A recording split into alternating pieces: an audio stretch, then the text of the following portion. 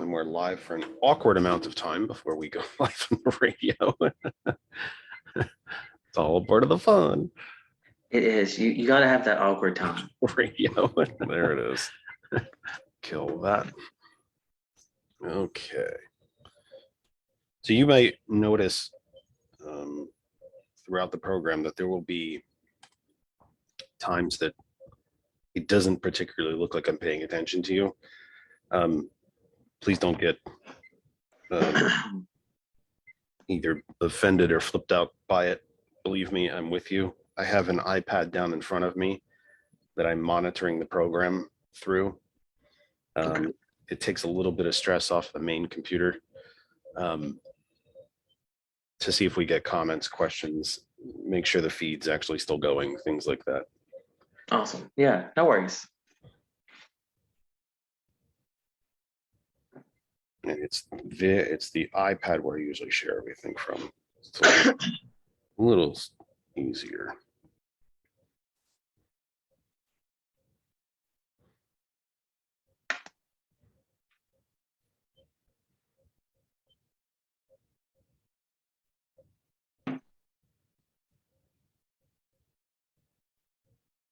How was everything in your neck of the woods? It's been pretty good. Today's been kind of my catch up with everything at home day. So, of course, yard work and laundry and all of that boring stuff. But other than that, it's been pretty good out here. How about you on your end? We had our one day, and even that, because we tried to sleep a little bit. We got some Mother's Day shopping done.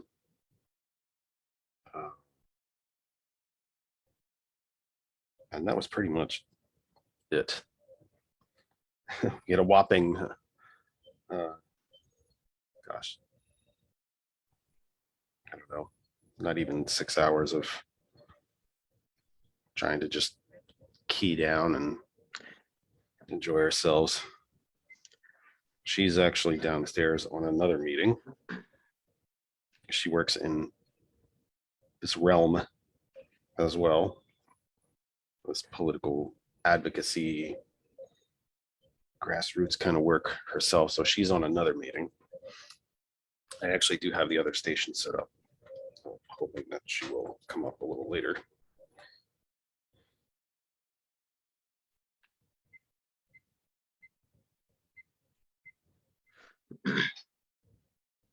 It's a shame that we get so little time after we do everything to just relax as a society. It really is. Yeah, it's interesting, and I might, at the risk of possibly repeating myself when I'm on the air, it is the story that I told last week that I have more health problems than I can count. My body is just tired, and I have back and neck issues. I have spinal stenosis, which is an arthritis. I have kidneys disease. And so the job I work for, I'm required to drive a truck and lift and deliver equipment and all of these things. And part of where we deliver into homes for hospice care. And I have found myself in a couple homes where the families will just look at me. I'm asthmatic on top of all that. Will just look at me ready to just, that I can't lift anything. I can't breathe. I can't catch my breath. I can't, when I do lift something, it hurts a lot normally. And they'll just look at me. And I know for a fact that some of these families are not exactly what you would call left leaning. They just aren't. And, and that's fine. That's that, we may have our opinions about, about that, but they're well-meaning people, and, family after family will just look at me and say, why are you still working? And my answer is usually always the same: is that this is America. We're nothing if we're not generating wealth for someone else. You know, we like to talk about how we're not a, you know, people aren't throwaway people. We're not a throwaway society. We are exactly that. Yeah. After 50 years since Nixon and 40 plus years of Reaganism, that's exactly what we are. To an extent, Mitt Romney's right. There are makers and takers. Except if you're a taker, for any legitimate reason whatsoever, you're nothing. You're worthless. If you aren't generating wealth for someone else, it's like you're not even part of the society. You don't count. You don't matter. And that's the truth of it. So when you say it's a shame that there's literally, 5 or 10 minutes in a weekend that we can just sit back and try and catch our breath. Yeah, because if we're not constantly generating wealth for someone, we don't count. We don't matter.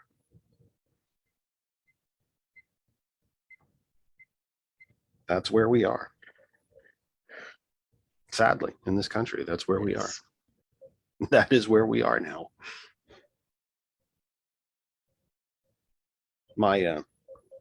My best friends on the planet moved back. He's originally from and moved back to Manchester, England, second city in England. And I can remember sitting with him at our favorite pub, watching our favorite football team, the proper football, real football, okay. Not American football, real football. And he could just see the pain. I couldn't sit right. I couldn't stand. I couldn't breathe. There's nothing I could do. There's not a single body movement that doesn't hurt me. Picking up a glass, standing up, walking across the room. There's nothing that doesn't hurt. And I could see him looking at me. He just kind of shook his head. I said, from everything I've learned from you and all my study in politics, I just kind of get the feeling that if I lived in the UK, I wouldn't have to work anymore. And he looked at me, he goes, you would not have to work anymore. You've done your bit for king and country. Your body's done now. Our society thinks you should be taken care of because you have contributed. It's like you haven't sat around your entire life and done nothing. You've worked since you were a teenager. And your body's used up now. And that's okay. We're nothing like that here. Work until your last breath is taken. And again, it's about generating wealth, I think. I mean, that's how I look at it. Goodness knows, people are welcome to disagree. That's good. Debate is good. Debate brings understanding and education to people. But it just seemed to me, and I think, when even these certainly would appear to be these diehard red Republican homes that I visit, and they look and say, yeah, you should be done now.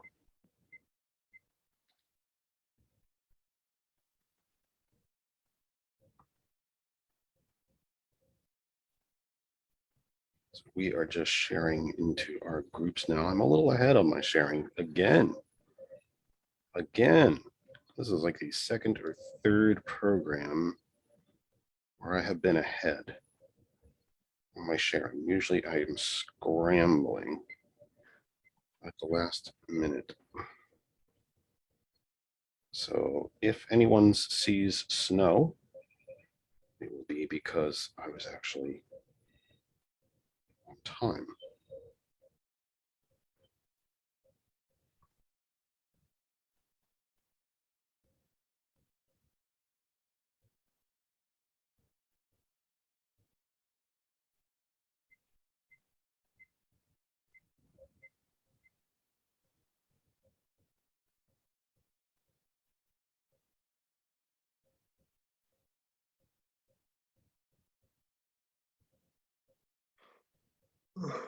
Excuse me. Uh-oh, please don't, I'll catch it. I'll catch it. I'll start doing it too.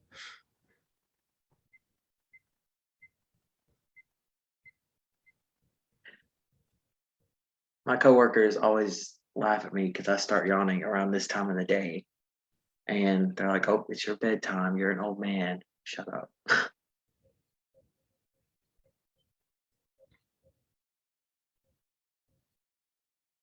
Well, as a society, Americans don't get enough sleep.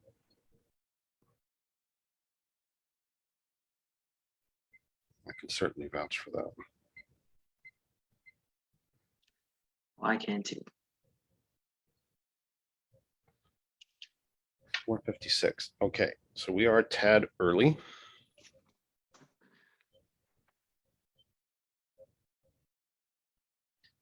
We have about. We are a tad early. Oh, come on, I already turned it down. We will start on the radio in about 4 minutes. Okay. 5:01. We give the radio audience an extra minute. And then we will be started there. So we are still live. If any of you are joining our ever entertaining pre-show program, I like to refer to it as, we're here. We are live. Our guest is here. Our guest is early. Even my guests the last few weeks have not been early. William was kind enough to be early, and we will go live on the radio in now, just under 4 minutes. So hang in there. Everything's a little early this week. My goodness. Look at this guy like he knows what he's doing now that he's entering our 4th year. Had our 3rd anniversary last week. Our 4th year begins in about 3 minutes. Not so bad for the home efforted program with no budget. I do have a budget. It's a negative budget. I lost money. I have lost money on this show. Let's be very clear. Let's be clear. I have lost money. Randall's in the house straight from the beginning. Welcome, Randall.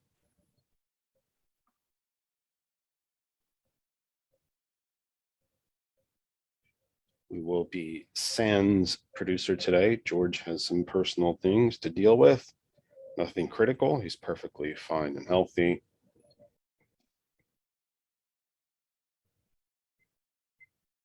He just can't be with us today.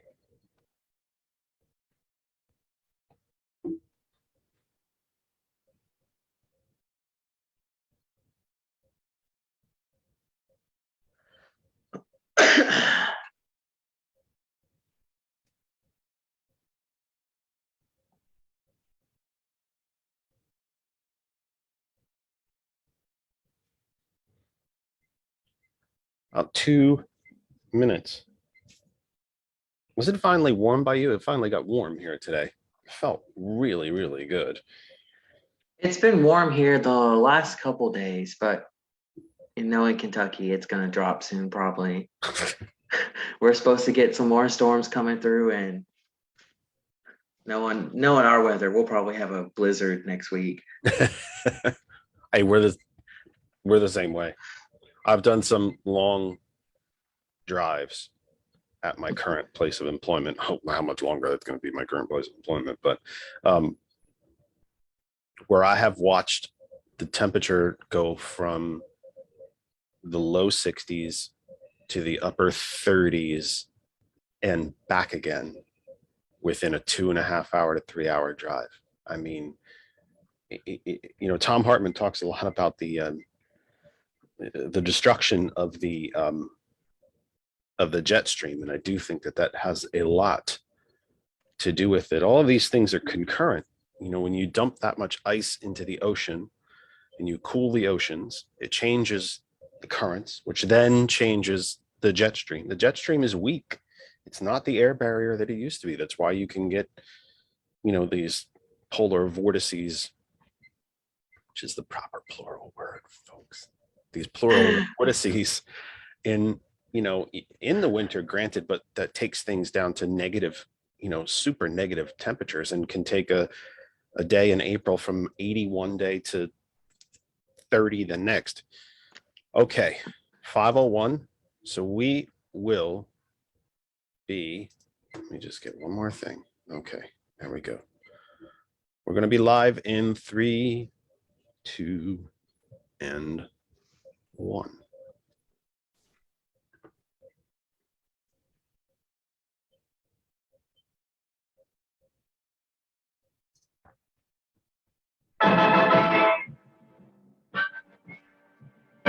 Kennedy, Kennedy, Kennedy, Kennedy, Kennedy, Kennedy, Kennedy, Kennedy, Kennedy, Kennedy. Do you want a man for president who's seasoned through and through, but not so doggone seasoned that he won't try something new? A man who's old enough to know and young enough to do. Well, it's up to you, it's up to you. It's strictly up to you. But it's Kennedy, Kennedy, Kennedy, Kennedy, Kennedy, Kennedy, Kennedy, for me. Kennedy, Kennedy, Kennedy, Kennedy. Do you want a man with spirit who is not afraid to fight? A man whose record shows that he will fight for what is right. A loyal man who'll bring the job a fresh new point of view. Well, it's up to you, it's up to you. It's strictly up to you. 'Cause it's Kennedy, Kennedy, Kennedy, Kennedy, Kennedy, Kennedy, Kennedy, for me. Kennedy, Kennedy, Kennedy, Kennedy. And do you deny to any man the right he's guaranteed to be elected president, no matter what his creed? It's promised in the Bill of Rights to which we must be true. So it's up to you, it's up to you. It's strictly up to you. And it's Kennedy, Kennedy, Kennedy, Kennedy, Kennedy, Kennedy, Kennedy, for me. Kennedy, Kennedy, Kennedy. Do you like a man who answers straight, a man who's always fair? We'll measure him against the others, and when you compare, you cast your vote for Kennedy and the change that's overdue. So it's up to you, it's up to you, it's strictly up to you. Yes, it's Kennedy, Kennedy, Kennedy, Kennedy, Kennedy, Kennedy, Kennedy, for me. Kennedy, Kennedy, Kennedy, Kennedy, Kennedy, Kennedy, Kennedy.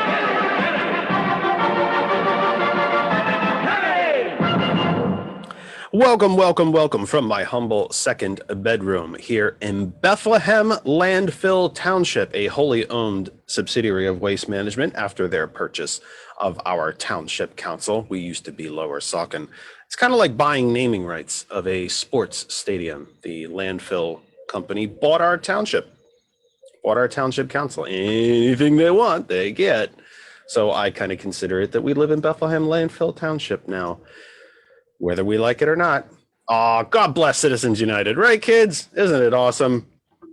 Welcome, welcome, welcome from my humble second bedroom here in the Saucon Valley, part of the Lehigh Valley, part of the Commonwealth of Pennsylvania in these United States, on this planet Earth, the only one we have. Third rock from the sun in the Terran solar system, part of the Milky Way galaxy. This is the Kennedy Effect live for the 1st of May. It is May already in 2022. It seems like a very short time ago that I was telling you as we were doing our first show of 2022 that I was still saying the wrong year, all that fun stuff. And here we are in May. A quick word that we will not be with you next week. It is Mother's Day. Also, we will be away, trying to have some personal time. What on earth? Personal time? My goodness, how selfish of you. Yes, we're trying to actually have some personal time. We will not be with you next week, but we are certainly here right now, and we are glad that you are too. Another quick word: tomorrow evening on our home group Facebook page, That Other Side of Information, as well as probably about a dozen or more other Facebook pages around the Facebook universe, Kristen and I will be hosting a trivia night with the Northampton County Democratic Committee, as well as All in PA. And we hope, I have posted that event on our Facebook page. I hope that you will check it out. I hope you will join us tomorrow evening. You can find the event. I have shared it out to quite a number of different places, but if you are not sure where to find us, you can always find us right at our home group Facebook page, That Other Side of Information. Speaking of that, wherever you might be across the Facebook universe where we have shared the program this week to about 100 different places now. Sometimes we're a tad under, sometimes we're a little bit over. We're in that 100 range now. You can stay right there, continue to listen, watch, and take in the program. If you're having dinner, getting ready for school tomorrow, if you're still outside enjoying what was a lovely, lovely day here in the Lehigh Valley, and listening to us in the background, thank you, thank you, thank you. You can stay right where you are. If you comment on the program, or if you decide to send a question or argue with me or whatever it might be, tell me how cute I am, whatever. You know how you folks are. I know how you are. I won't see it. I only see the comments and questions on the posting for the program at our home group Facebook page. Again, that other side of information. So stay right where you are. Every single group, every single page that allows us to share the program into their little slice of the Facebook universe, we are grateful.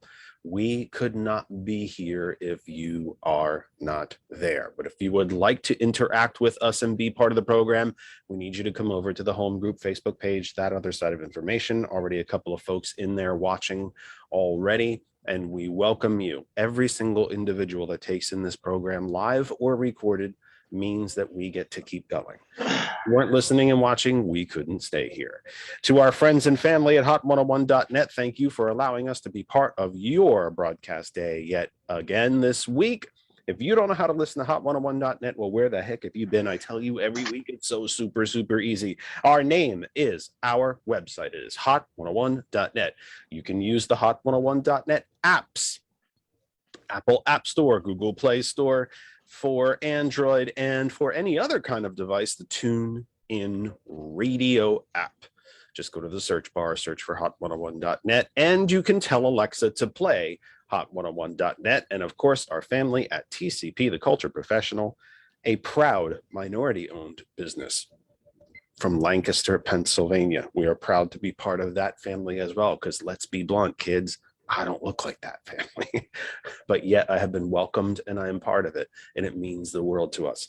And you should check out TCP in the morning, and well, really all day. They broadcast the debate late last week. The morning show is live every single morning. They do a wonderful job being pillars of the community, not just viewers of it, but participants in it.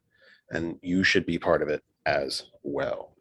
So that, with all of that introductory stuff said, let's get to our guest. Our guest is William Compton. William is a Democratic candidate for the United States House of Representatives, easy for me to say, from the 2nd District in the Commonwealth of Kentucky. It is great to have a voice from a different spot around the country visiting us. Any congressional candidate from anywhere in the country, from any party in the country, is welcome here. But we are always thrilled when someone, because I live in Pennsylvania, a very large percentage of the program is based here. Kind of, I guess, sort of, kind of naturally.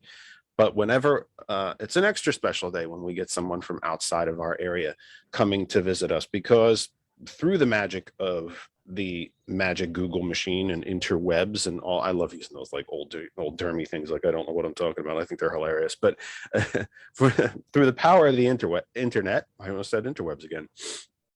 The power of the internet and TCP, their internet radio, WTCP, and hot101.net. Of course, we have listeners, literally, no exaggerations. We have listeners all around the globe, and that means, of course, all around the country. So it is great to get a voice from outside of our little slice of America here in Pennsylvania, to get to hear someone from Kentucky, a state that I would say is not wholly dissimilar from here in Pennsylvania. Different, but not wholly different, I don't think. I think a lot of similarities. So we welcome William to the program. Well, William, welcome to the program. Thank you so much, Jeff. I'm really glad to be here. So we had the opportunity, thank goodness, to speak on the phone a couple weeks ago. Shocker, while I was working. What a surprise.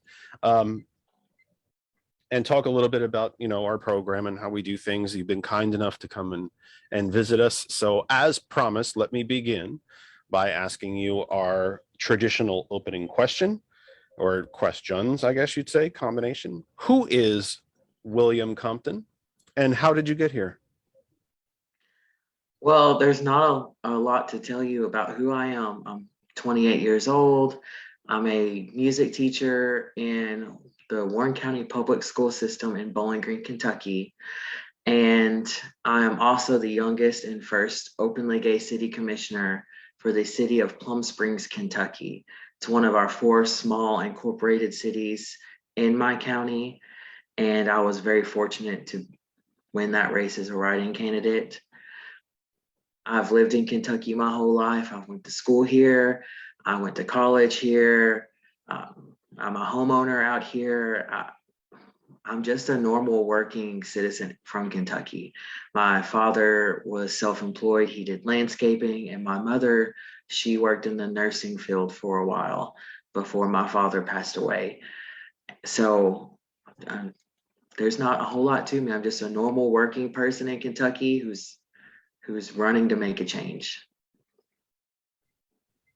So what would be then your impetus for running then in the first place? And, why did you run for city commissioner, especially on a write-in, which is not easy to do, even no matter how, I'm groping for a respectful word. I don't want to say how low of an office it is. I think understand what I'm trying to get at. It's not, any office is extremely difficult to run for. It's a personal decision.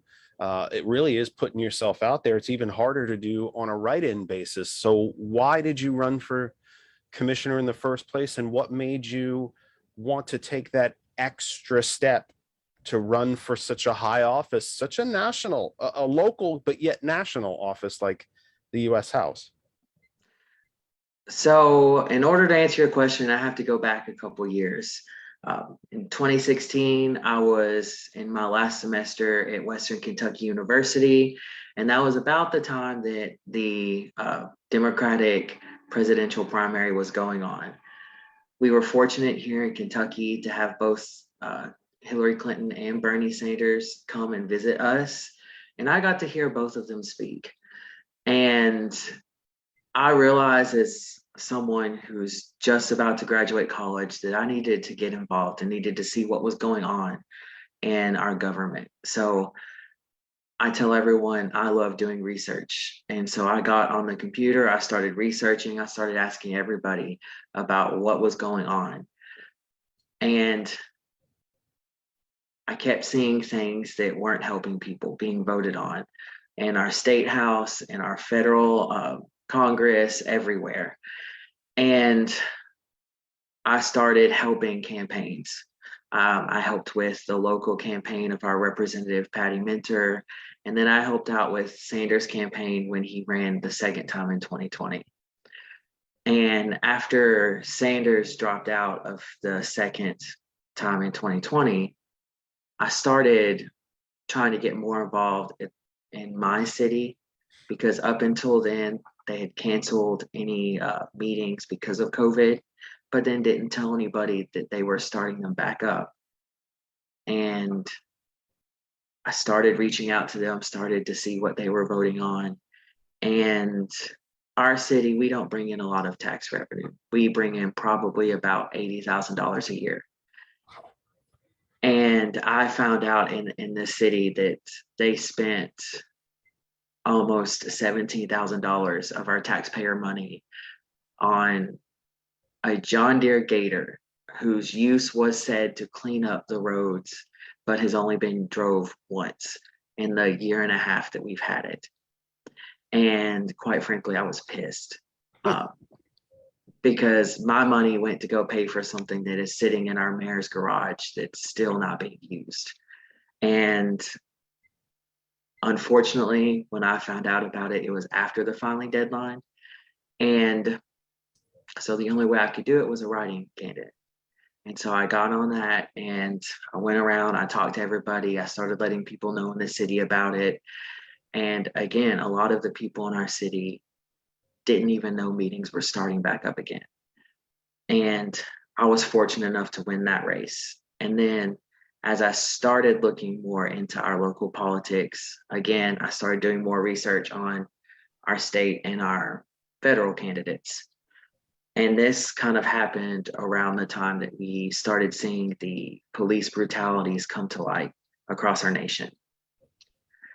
And I will never forget this. I remember Elijah McClain hearing about his murder with the police officers, and then hearing how he was a violin player.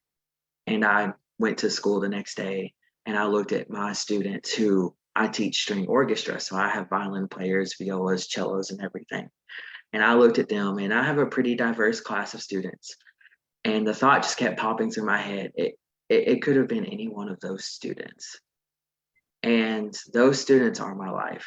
And then to turn around and hear my representative shortly after that, when Breonna Taylor was murdered, hear him, one, never mention anything about Elijah McClain. And then two, said, well, it was a shame Breonna Taylor got murdered, but she shouldn't have been with the guy she was with. And victim blame him, or blame her, sorry. And again, I was mad that someone so cold-hearted was my representative, and someone who didn't care about trying to fix any issues was representing me in Congress. And so that's when I decided that in order to make the students' lives better, we needed someone who would be the voice for them. And that's what propelled me into the US House race.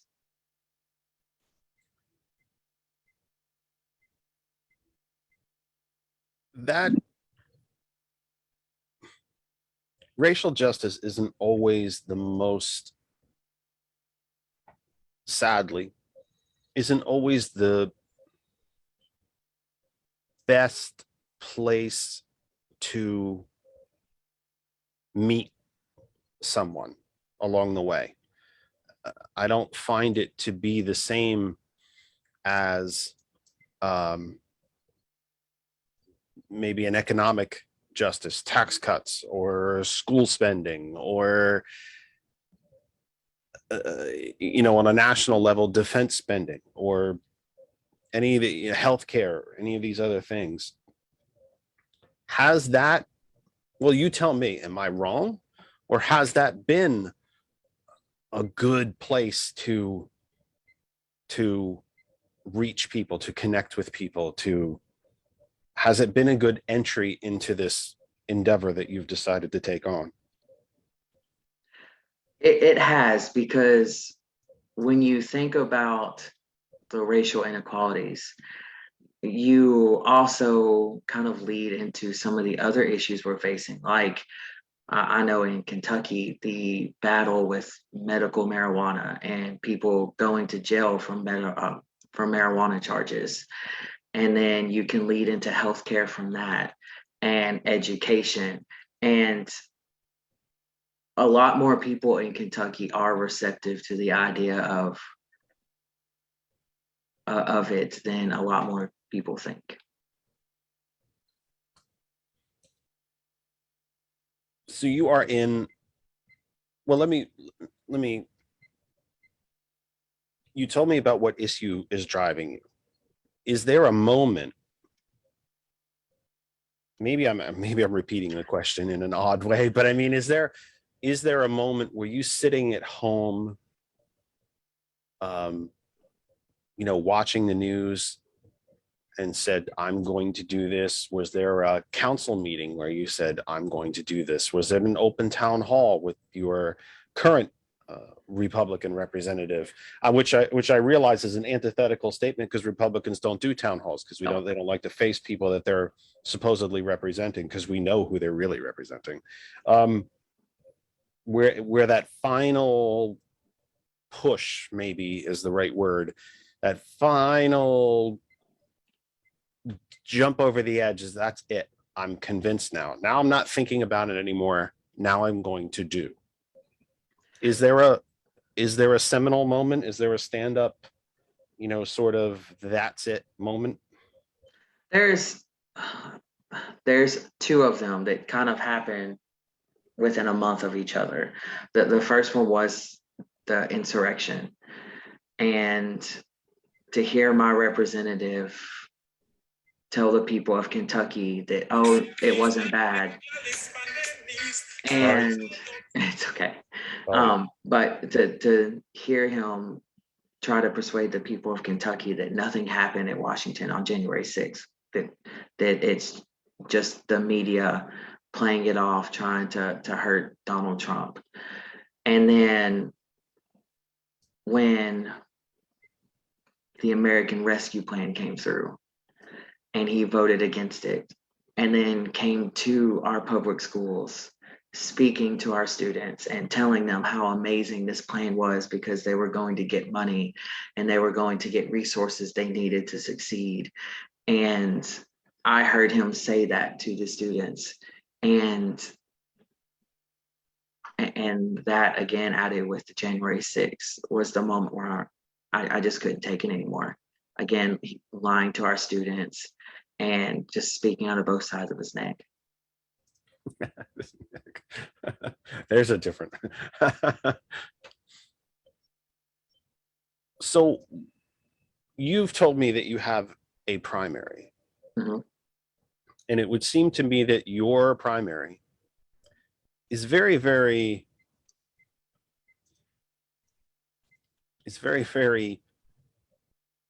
typical, sadly, of where the Democratic Party is right now. I don't think I'm putting words in your mouth. You would consider yourself the progressive candidate. Yes. And your primary opponent is not. How has it been? Well, how has the campaign been so far for you generally? Like, have you enjoyed it? Is it going well? Are you being well received, even by folks who maybe tend to support the other guy, but are they at least listening? Is there an active engagement? Is it a busy campaign? Not busy in that you have something to do every day, but busy that when you do go out, you know, you're engaging with people on a regular basis. They are engaged. How has the campaign itself been? It's been going fantastic. My campaign, my volunteers are all younger voters, college students, or students who just graduated college, and they've been helping me along the way. We've been getting out, we've been talking to voters, people who has not been reached by any congressional candidate in the past. And everybody that I have spoken with has generally been very open and is excited that someone's actually talking to them, running for this race. The people who support my primary opponent, they're very cordial when we're meeting. And Well, that's not a small thing. I mean, let's be honest. You know, a lot of civility in politics is gone. So even if the best we can say that you will, you know, that they're being cordial, it's actually kind of not a small thing necessarily. But for the large majority of the voters that I speak to, and even when I speak to Republican voters, a large majority of them are excited that someone my age, someone running for better lives for the people of Kentucky is running. And it's just been well received on the campaign trail. And it's just been a lot of fun meeting all of these amazing people and seeing some of the great things that's being done in Kentucky already. How has the money situation been? We know that money, although it shouldn't be this way, I really don't think it should be this way. We know that money is a big deal in politics. If you don't have it, you can't do much. If you have it, not only is it easier to buy ads, buy literature, buy yard signs, pay volunteers, It's also easier to hide. Yeah. It comes because you can flood the airwaves with lies, misinformation, disinformation. We're seeing that in Oregon, especially right now with Kurt Schrader, a man who is responsible in the House for putting a halt on the bill to allow Medicare to negotiate drug prices while running for his seat in Oregon as telling people that he supports that bill, even though we voted against it. You can hide with money, which is odd, but the louder you get, the more you're actually able to hide because you can obfuscate and lie and so on. How has the money situation been for you? So I'll be honest, money wise, we haven't received large donations. Most of our donations have been $5 or $10, and it's been from a decent number of Kentuckians. And that's something that I have been wanting, is more Kentuckians to get involved in this race. In previous elections, the candidates have received money more from big corporations, big corporate PACs, but not from the people. And so we haven't raised, in the grand scheme of things, a large amount of money, but we have a large number of small dollar donors, which in my mind is important to me because these people are seeing it. And in a time when people are struggling financially, they're still willing to give some sort of money to our campaign. And I know in the general against the incumbent, I've been honest with everybody. There's no way that we're going to out fundraise him. He has the backing of every corporate lobbyist up at Washington and more. But the one thing that we are doing differently is we're out organizing him. We are out organizing my Democratic primary opponent. We're going out, we're putting the manpower in. We're putting in the work to get our message across. And to a lot of Kentuckians, having a conversation face to face, it means a lot more to them than seeing a TV ad. And that's probably true with everybody across the nation. And again, we're out organizing them. So that's how we're going to win, and that's kind of how our fundraising situation is going right now. What does it mean to you personally to say William Compton, congressional candidate? Or does it mean anything? Does the title mean anything to you? Or does it, because it is kind of a title in its own right, or does it, you have a lot of titles that mean things to you. Like you said, you are out and open and proud. You are a teacher. You're a leader. Does congressional candidate mean anything? Some folks are terribly impressed with themselves by the by that title, or tend to carry it. You know, some are overwhelmed by it, even when they're in the midst of doing it. Does it mean anything to you? It does. Growing up, I mentioned my father earlier and how he was self-employed. He would always tell us that no one who knows what's going on is going to be able to make the changes, because he was in the mindset that when it comes to politics, everything's already chosen and nothing's going to get better for the hardworking people in Kentucky.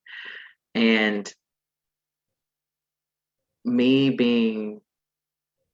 putting myself in this race, it means a lot to me, because I think of people like my father who might have that mindset and are starting to see normal people stepping in to make things better. And it just means it means the world to me to know that my dad, wherever he is, I'm hopefully looking down on me, and to see that pride and to know that he is proud that against all odds, I'm fighting to make things better for everyone. So that's really what it means to me. Well, because there is a responsibility that comes with it. I think. I mean, maybe I'm making more of it than other folks would. I just think there's a responsibility that comes with it. You don't get in a race like this, or any race for that matter, if you're not qualified, up to the task, can operate in the office, can convince people that you can operate in the office. It seems to me you have to be not unlike a job interview, a regular private sector job interview. Running for office is something that you kind of have the job in your head. You're just trying to take. So I'm butchering the explanation, but I do think you don't run blindly and then I'll figure it out when I get there.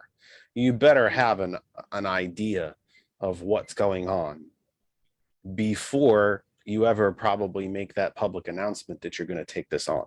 So that's a great answer, because I do think sometimes even when people are running for things, the weight of that tends to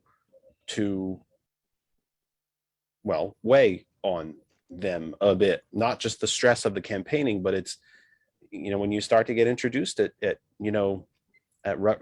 good old fashioned rubber chicken dinners, as we used to say back in the day, and you hear that congressional candidate, ooh, what is that, me? Yeah, sure is. 5:32 Eastern time here on the Kennedy Effect live for the 1st of May. I actually had to step back and think of what date it was after making such a big deal of it at the top of the show. For May 1st, 2022, it's May Day, a day for workers around the world to think of the importance that they have brought us, and to stand up for workers' rights, for unionization, for fair treatment, and all of these wonderful things. A very overlooked global holiday, by the way, which is not by accident. Let's just be blunt. It's not by accident. And we're seeing, I'm sure we can talk to William about that as the program continues. You've seen some victories lately in the you can see some victories lately. I'm sorry, I'm getting technical things are happening to me right in the middle of things. I'm so sorry. I sound very scattered today, and I don't know why I feel very scattered and I sound very scattered. I'm having some technical things happen here, and they're literally happening in real time, and you're watching me try to fix them. Sorry. But you've seen some victories lately in the labor movement, unionization votes at Starbucks and Amazon, and it's, these are good things, and May Day we should be talking about them and celebrating them. So we are. Anywhere that you might be on the Facebook universe, we've shared the program to about 100 different places this week. That seems to be our good new number. Thank goodness. We love the century mark. Wherever you are, listen, enjoy, watch, get the kids ready for school, have dinner, enjoy outside, play with the pets, whatever it might be. We are glad that you are here. I know I say this and I say it a lot, but it means everything, and it is the truth. We could not do this program without you all being there, whether you take it in live or whether you listen on a recording, watch on a recording, whether you watch in small pieces all through the week. By the time that you get through it, all of that matters. All of that counts. We appreciate you doing it. We could not be here if you are not there. If you would like to interact with us, comments, questions, agree, disagree, come to our home group Facebook page, That Other Side of Information. That Other Side of Information. I will see your questions, I will see your comments, and I will ask them, and hopefully we will answer them. Our family at hot101.net, Apple App Store, Google Play Store for Android, TuneIn Radio app, and you can tell Alexa to play hot101.net. And of course, TCP, a proud minority-owned business from Lancaster, PA.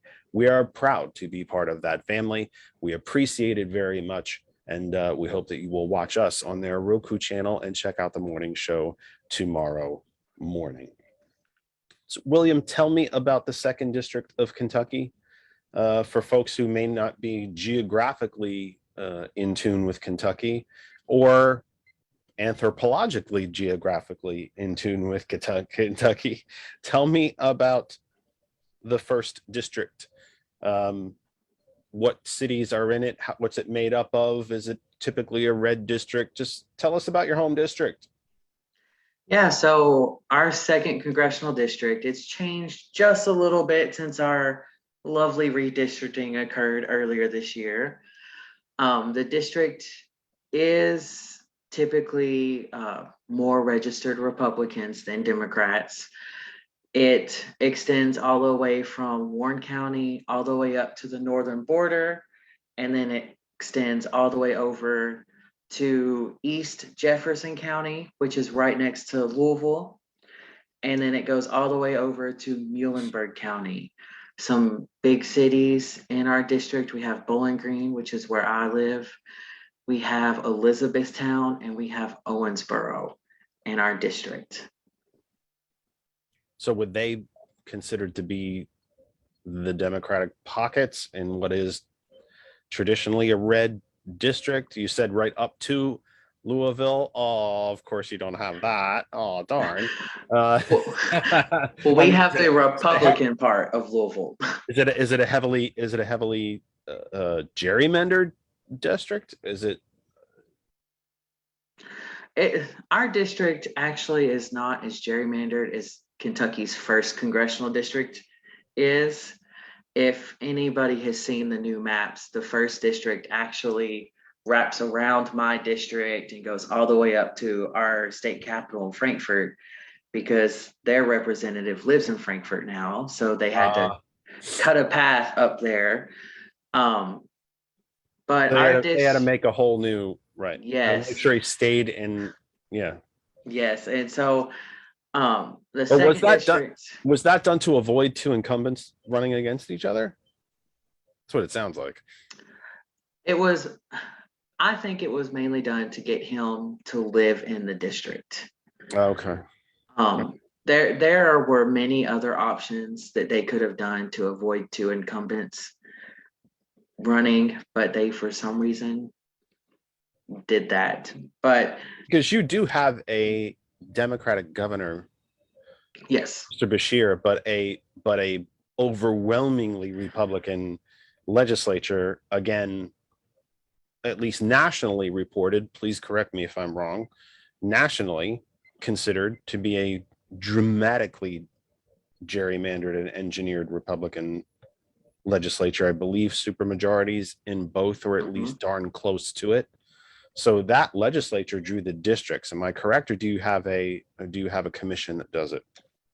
You are correct. Each one of the House and the Senate, they took a different map and they configured it the way that they felt was the best way to redistrict. I will say the Kentucky Democratic Party is challenging the state house and the congressional maps. The Senate leaders, for some reason, did not decide to challenge the Senate map, which, in my opinion, they should have as well, because that one was gerrymandered as well. But yes, you are correct that we have a supermajority in our state legislature, and they were the ones who made these maps. Is that something, as you campaign, that folks are aware of? Does it bother them? Do they understand what a gerrymandered map is? And I ask that not out of any lack of intelligence, but it's, a bit in the weeds. You need to, it's a little inside baseball. Do they understand that process, or how they've been either screwed or left out of the process, or, depending, I guess, on where you live, maybe even aided by the process? Honestly, a majority of the people I have talked with, that has not come up.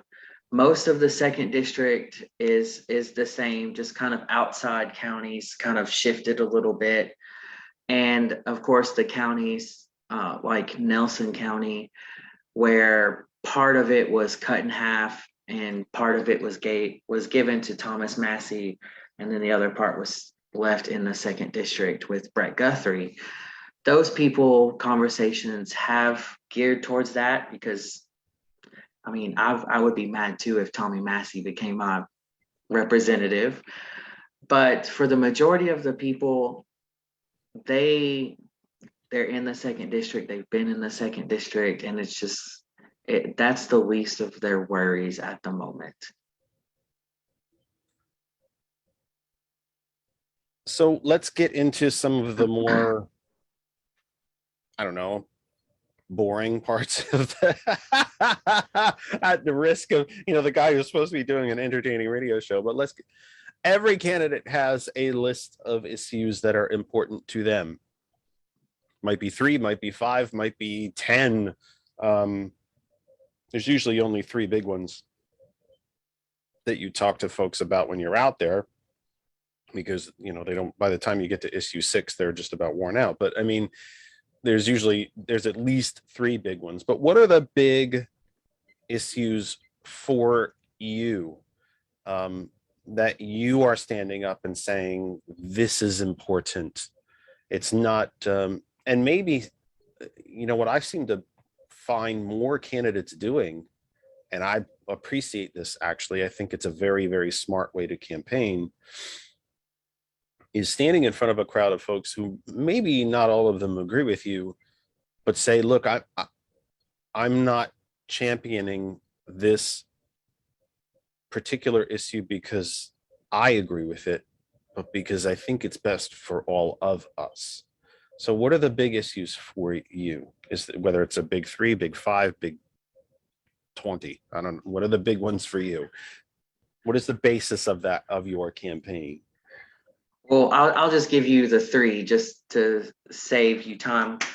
The first one is our climate crisis. Then my second is affordable health care. And then the third is infrastructure in our nation. And when I mention infrastructure, I always make it a point to talk to everybody to mention both our social and economic infrastructure as well. And those are the 3 issues that I always focus on in the campaign. Well, let's start with your list then. What environment has been a tough issue, I think, for a lot of, not even just progressive, but any candidate, whether you're from Mars. It does seem that progressives predominantly and disproportionately carry the environmental flag. But how have you been able to connect with folks about the environment? Because the green movement, not unlike single payer healthcare, not unlike police reform, not unlike the Green New Deal, has been poisoned. It's poison in the water. It's been lied about. It's been demonized. And it's been, oh, by the way, lied about. And it's been lied about. So how have you been able to make that a successful, keeping in mind, of course, that you're in a primary, you're speaking largely, or at least I would suppose that you're speaking largely to the quote unquote friendly audience who may agree with you about environment generally. How has the issue been for you when you run into the occasional super conservative Democrat or the occasional Republican or maybe even other progressives? How has it worked for you as an issue? Well, a lot of people in Kentucky, they know that the environment is not getting any better. Last December, national news, we heard about record-breaking tornadoes that destroyed many places in the 1st and 2nd congressional district in December, just weeks before Christmas. And in fact, Bowling Green was one of the areas that was hit, and we had quite a few lives lost and a lot of damage done to our city. And when I go out and speak to voters, they saw this, they lived through it. They knew the families who were either affected by losing their property or losing their friends during these storms. And everyone I've talked to has said it's not natural for us to have tornadoes a week before Christmas like we did. Something needs to be done to fix this. And so Kentuckians are seeing it. Kentucky farmers are seeing it when we have large periods of drought and it gets harder and harder to grow our crops. And they just haven't been approached with ideas by our leaders on how to fix it. One of the things that I am a big proponent of is solar energy. Something a lot of people do not realize. In my school district, the Warren County Public School District, we have an elementary school called Richardsville Elementary School. It is one of the most rural elementary schools in this county, and I would bet in this part of the state.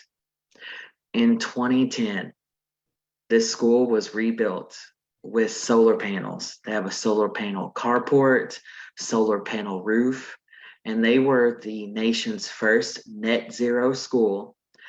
And they created so much energy from the solar panels that our electric company pays them $36,000 a year with all of the extra electricity they create.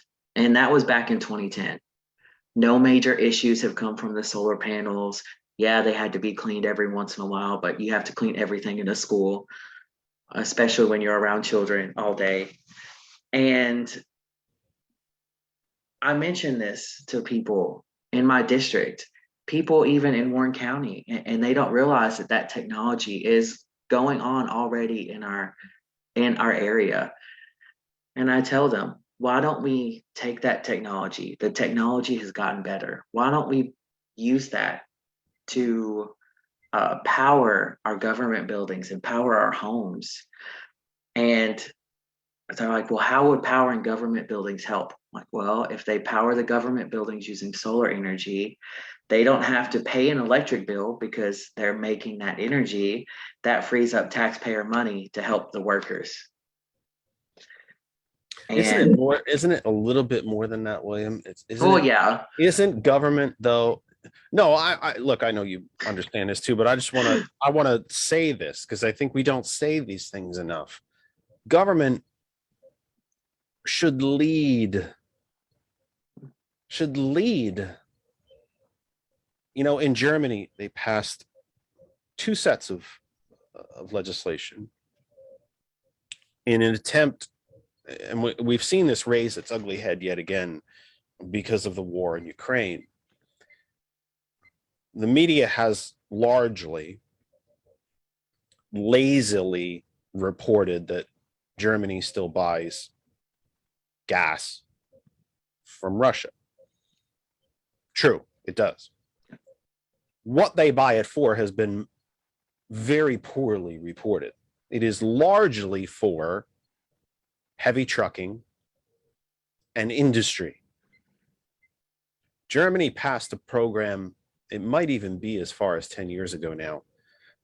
They passed tax incentives and some mandates that all new buildings, residential or commercial, both, all new government buildings would have solar panels, period, end of story, had to have them. Now think about the geography of the planet, folks. Germany is not exactly Florida.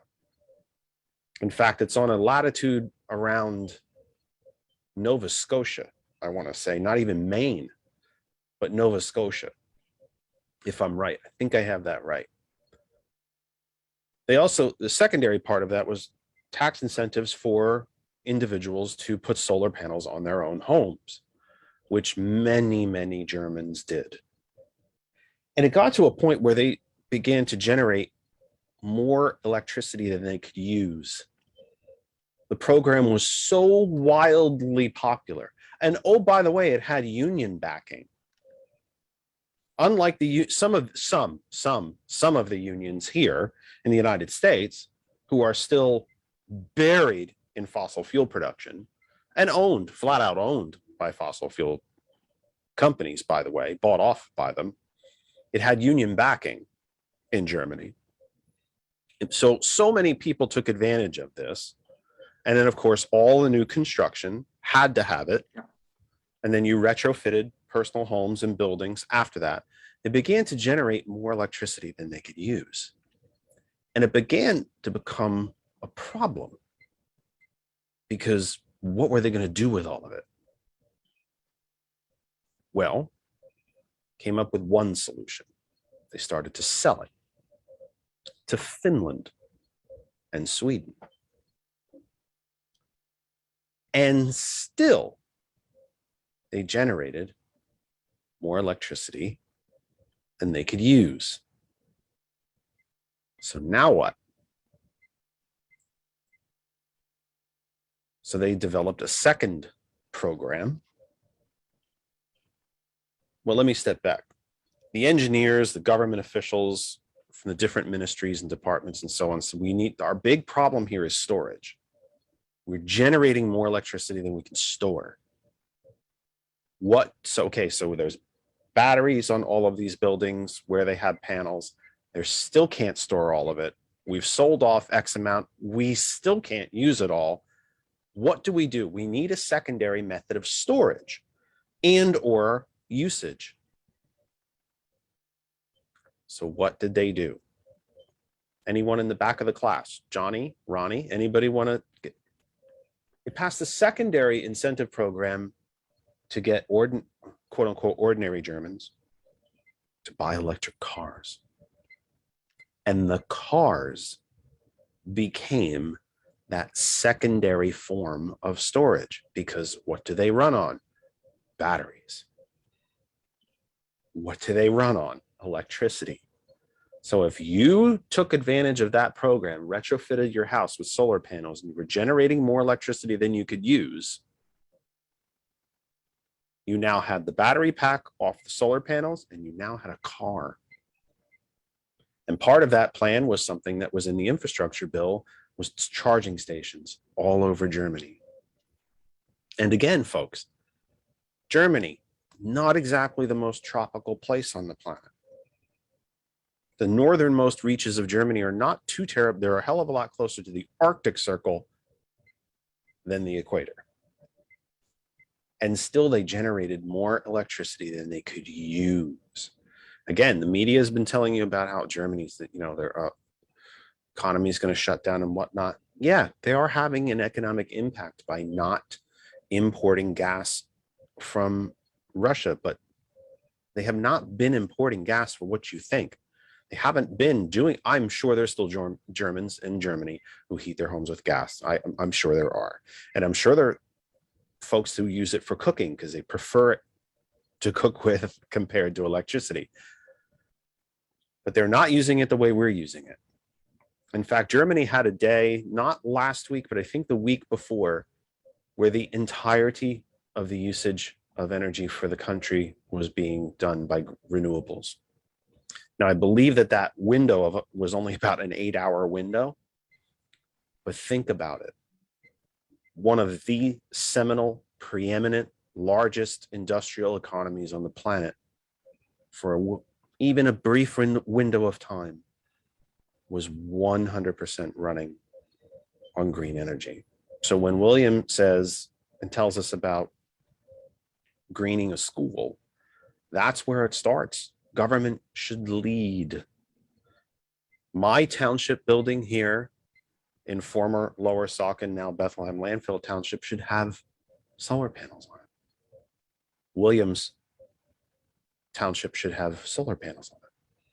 All the schools should, all the business campuses should. You hate running out to your car, folks, when it's pouring rain? I do. But what if it was parked under a solar panel? And at least it was a little dry. Might not help you on those cold days, but it would keep the snow off. And it would keep you out of the pouring rain. So when we talk to folks, to voters, William, about and trying to connect them to a Green New Deal, or just the simplicity of we have to do something about this. It seems to me, as you stated, that the two places to connect with them are, folks, like your district is not flat generally, would No. you say? Okay. No. I was always taught back in elementary school, as far back as elementary school, basic science, that tornadoes generally don't happen in hilly areas because they can't keep contact with the ground. But you're getting them. Yeah. In a hilly area. We're getting them in mountainous areas. In the Appalachians, we're getting tornadoes. You and I were talking about before we went live on the radio about 30 degrees one day, 60 the next, 90 the next, then back to 50, then maybe in the 70s, then back to. So I don't want to make it a statement and tell you what your own answer is, but are you using these two big things to connect the environment with people? A, come on, folks, you can see something's wrong. And two, we can save money, big time, really measurable, tangible money if we do these things. Oh, most definitely. Those are the big 2 points when I start talking about the environment that even the most conservative person in my district can get behind. What do you find? Have you met people who have changed their minds on this? Have you met folks who have said, I don't believe any of this crap? And then maybe if you should bump into them a couple of days later, weeks later, whatever, or after the tornado and go, all right, you know what? I get you now. Something's not right. Well, most of my conversations has been after the tornadoes. So I haven't encountered anyone that says, oh, I don't believe in this, because again, we all lived through it. And then we lived through it less than a month later at the beginning of January. And then some parts of our district lived through it last month as well. And I don't get that. But what I do get is how can you fix it without hurting my wallet? And then that's where I do talk about the solar panels and bring in the already use of solar panels in our district. And that's where I've changed people's minds. We get that here too. We get that from Boilermakers, from pipe fitters, from welders. You're going to leave me behind in this. And I'm lucky. I'm not a candidate. I don't always have to be sunshine, roses, and unicorns the way that you may have to be, even though I think candidates can campaign and still be blunt and can still look people in the face and say, no, you're wrong about that. You're misinformed about that. Let me help. But when I talk to union people, and I do, believe it or not, they still talk to me for some reason. Look, I'm a welder. That pipeline will feed my family for however long it takes. Are you so poor of a welder that you don't know how to weld a solar panel? See, I think you're worth more than that. I think you can weld more things than round cylindrical objects that carry fossil fuels in them. I think you can weld other things. I have not encountered that argument, but like you said, they're going to need people to construct these solar panels, especially if we do the solar, especially the carports. Yeah. Yes, the carports. and they're going to need them to help keep maintenance. And even when we construct new buildings, you're still going to need that expertise there that these workers would gain as we start converting. So they'll still have jobs. We'll still need the maintenance jobs and everything that accompanies every single infrastructure item in our nation. It's just something different. It's not what they've been doing. We're just evolving it to something that helps make our planet cleaner. It's one of those arguments too that I must say I chuckle when it's made to me or at me as they are intended to be done. Well, we need fossil fuels. Yeah, we do. If every house in this country and every car in this country, because moving into electric tractor trailers is still going to be difficult. There's simply too much weight to be dragged around. There's just not enough batteries you can put in them. People will still prefer to cook with it.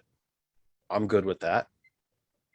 But even if we took all of that aside, think of all the different things that we still use fossil fuels for. Again, people still cook with coal. I happen to enjoy a coal-fired pizza as much as anybody.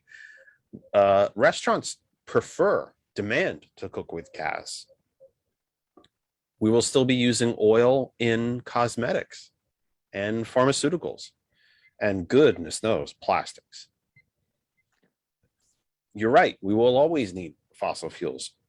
But I always tend to look at the idea of the street lamp. I just confused William. He's going, where the hell was he going with this? When is the last time you saw a gentleman walk down your main street and light the street lamps? Oh, never. That's way before my time. But that's exactly the point, because we electrified everything. And that poor guy had to find something else to do with himself. And I'm sure lots of them found other jobs. When's the last time you got on a trolley? Never. When is the last time you were taken somewhere by horse and buggy? Never. No, because we developed cars and buses and trains. This idea that we can't transition into this because we can't is madness to me. It's such you know what? Screw it. I'll say it. It's such a stupid, uninformed, uneducated type of argument. We've only ever built colonial houses in this. We can't build a ranch. What? Huh? I don't, Henry Ford, all of his cars were black. We can't make other colors until we did. I mean, President Kennedy said we choose to go to the moon and do the other things.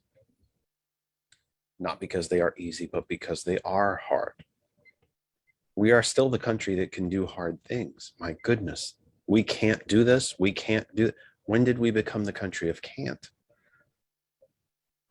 I always find that a very interesting argument, especially for self-identified Republicans, because there aren't really any real ones left, but at least ones that continue to vote that way. We can't do this. We can't do. When did we become the country of can't? Is that part of your job, you think, as a campaigner, to convince, maybe reconvince, and I might have just made a word there, that we are the country of can? We can do these things.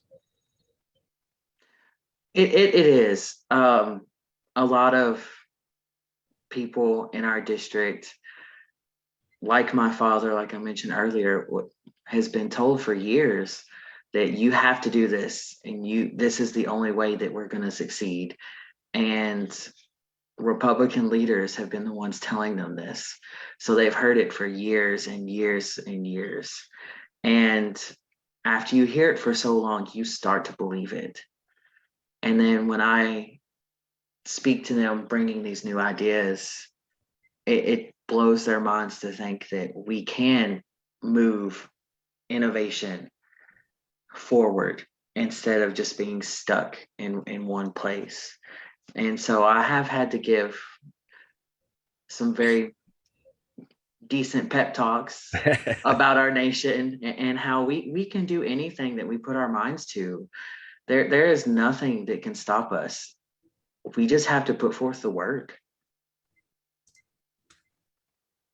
6:05 Eastern time here the very first day of May. It's May Day. Happy May Day, May 1st, 2022. And this is the Kennedy Effect live with you, live for this May Day, wherever you might be across the Facebook universe. That other side of information is where I will see you. Very, very quiet comment section today.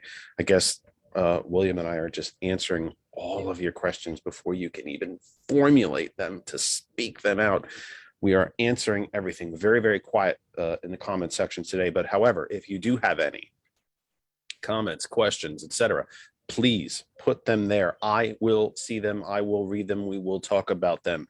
Hot101.net. Our name is our website, hot101.net. And you can find our apps at the Apple App Store, the Google Play Store for Android, and the TuneIn Radio app. Just go to the search bar and search for hot101.net. And also America's favorite game show where I try to do this. Hey, Alexa, play hot101.net. One of these days, I'm going to do that into the microphone. I'm going to do it loud enough that someone is going to contact me and say, you triggered my Alexa. And then like a very, very immature little child, I'm going to be very, very pleased with myself. And also TCP, the culture professional from Lancaster. Our guest is William Compton. He's running for our United States House of Representatives from the 2nd District of the Bluegrass State, Commonwealth of Kentucky. So and I will open the phone lines very, very shortly because we only have one. When you say lines, it sounds very fancy, like I have a big phone system here. I don't have a big phone system here, but we do have one phone line, and I will open it up very, very shortly when I ask after I ask William about his next thing, our next question here. That said, you talked about healthcare. I mean, we could do a week's worth of shows probably on healthcare. Do you happen to know? I'm hitting you with this out of the blue. A fair warning. How many people in your district are still uninsured? I don't know the exact number, but I know there is more than we would hope. One is too many. Yes. But even after the institution of the ACA, I believe there's still roughly 40 million people nationwide who are completely still uninsured. How has the healthcare argument been going for you? How are you different from the other folks in the race on the general issue of healthcare? Well, obviously, against my Republican incumbent, I'm all for making it affordable. That's an easy difference there. With my primary opponent, he does support, like myself, a Medicare for all system. But when I speak to voters about it, they kind of reel back when I say Medicare for all. But then I explain to them a little bit about the system. A lot of the things that I first get as a response is, well, what about my private insurance? Are you saying that I can't have that? And with Medicare for all, I believe that we should allow people to have private insurance, but it shouldn't be the coverage of the basic medical health care. And what I mean is, if you want private insurance, it should be for extra things, extra care, and extra procedures from specialists, things of that nature. It shouldn't be, if I'm in an emergency and I have to go to the ER, you should be able to get that care without having to pay an arm and a leg for it. I tell everyone, last year, I'm allergic to poison ivy. And my luck, I wasn't paying attention, and doing yard work, got into poison ivy. And it was bad enough that within only a few hours, both my eyes was swollen shut. I'm not even sure how I made it to the hospital. They were swollen shut so bad. But I did. I made it there. I sat in the lobby for about 15 minutes. I got a shot. And that one shot and that 15-minute wait was about $1,500. And that's with with insurance. Yeah, that was the price before insurance, actually. Right.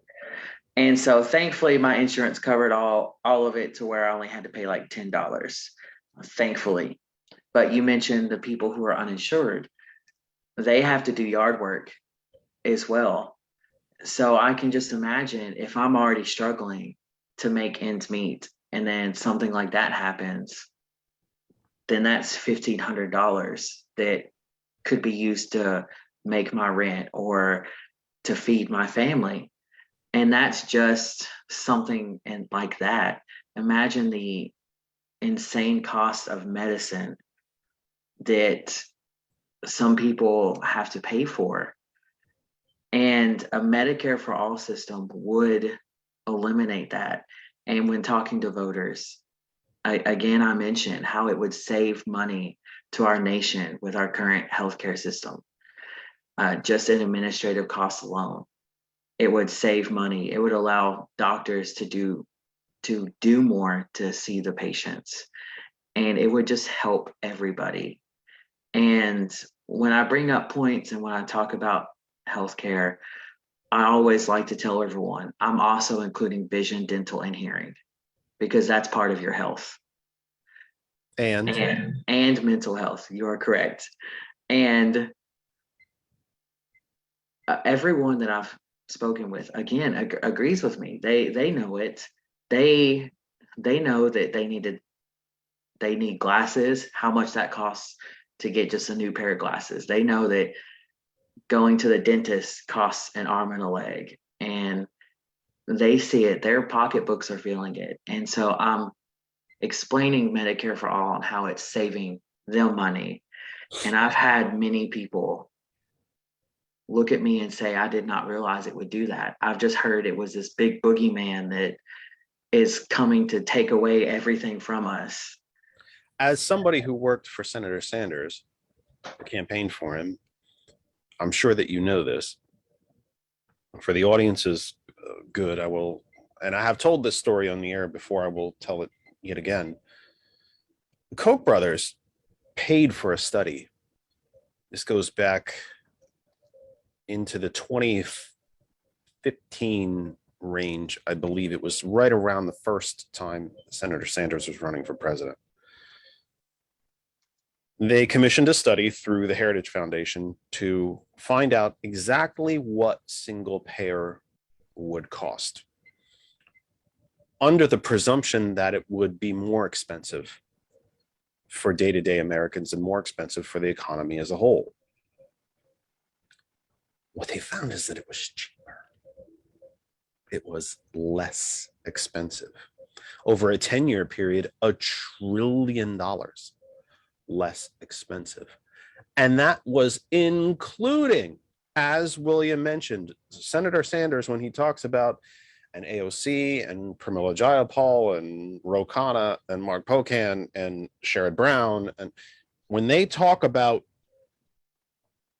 Medicare for all, they're including eye, dental, hearing, mental health. They're including all of that. And so did the Koch brothers. And still it was cheaper. Or I should say less expensive. Cheaper almost denotes affordability, but it was less expensive. They then tried to bury the report and hide it and make sure that it never saw the light of day, except some probably young intern or staffer. Honestly, I do not know. My guess is that it was some young staffer got the report to Bernie Sanders, and then he publicized it and actually gave a very lengthy,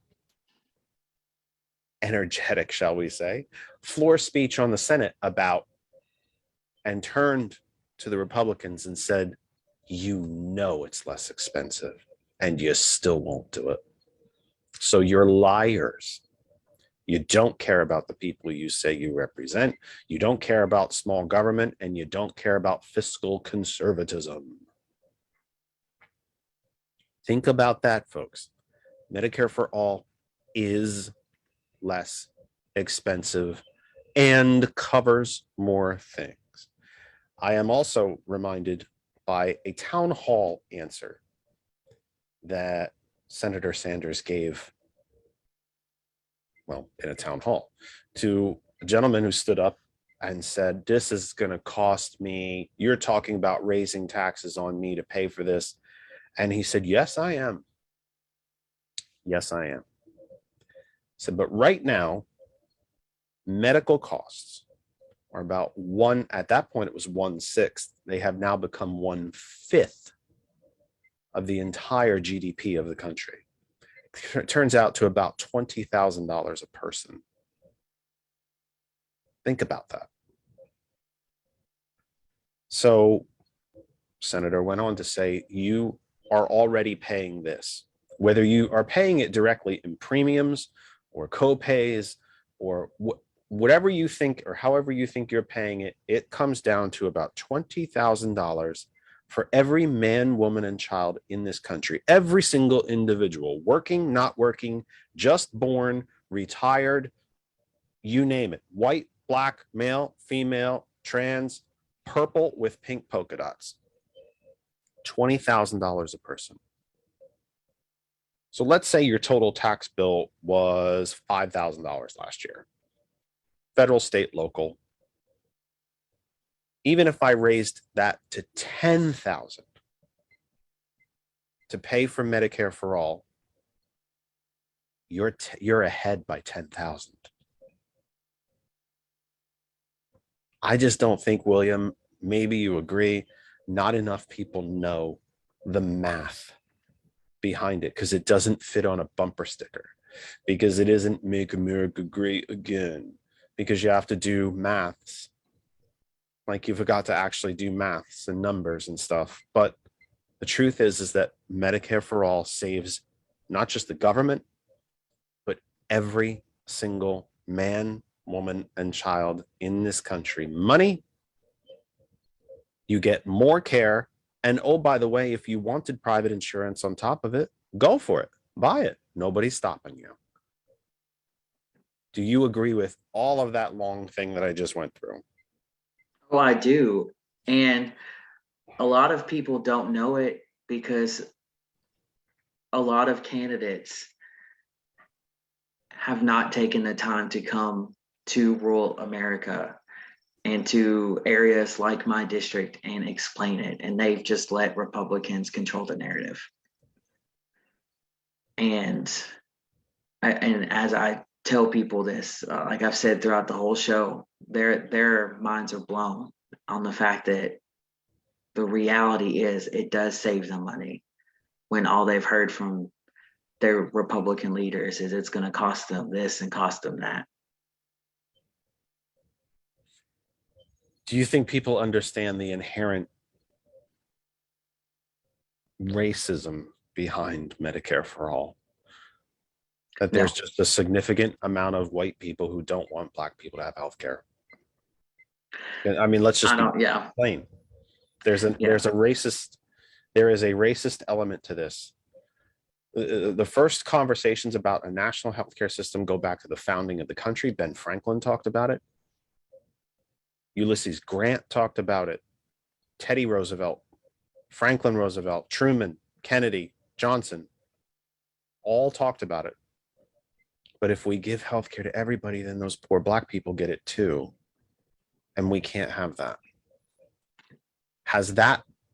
Is it or has that been part of your conversation, or does it not have to get that deep? Honestly, it doesn't have to get that deep with the people in my district.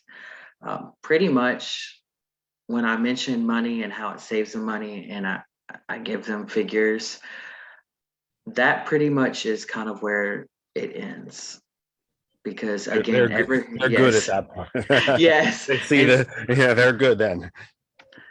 And so that's kind of where it ends. So there is not a lot of understanding of the racism that is behind not having a Medicare for all or single payer healthcare system.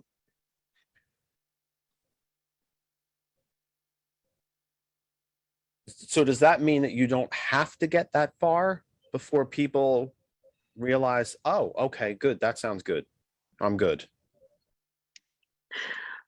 Are they good at the dollars and cents part of it? Like, oh, we didn't realize that. Well, now that makes sense to me and we're good.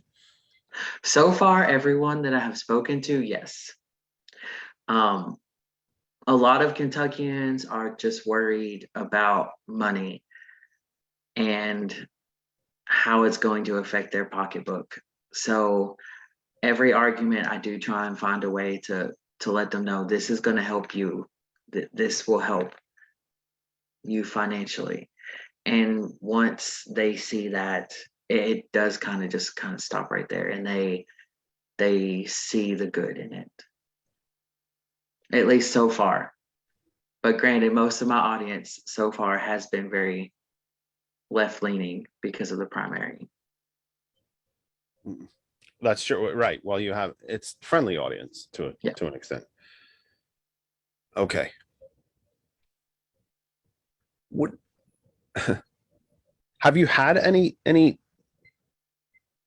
You must be running into some Republicans somewhere along the way. Oh yeah.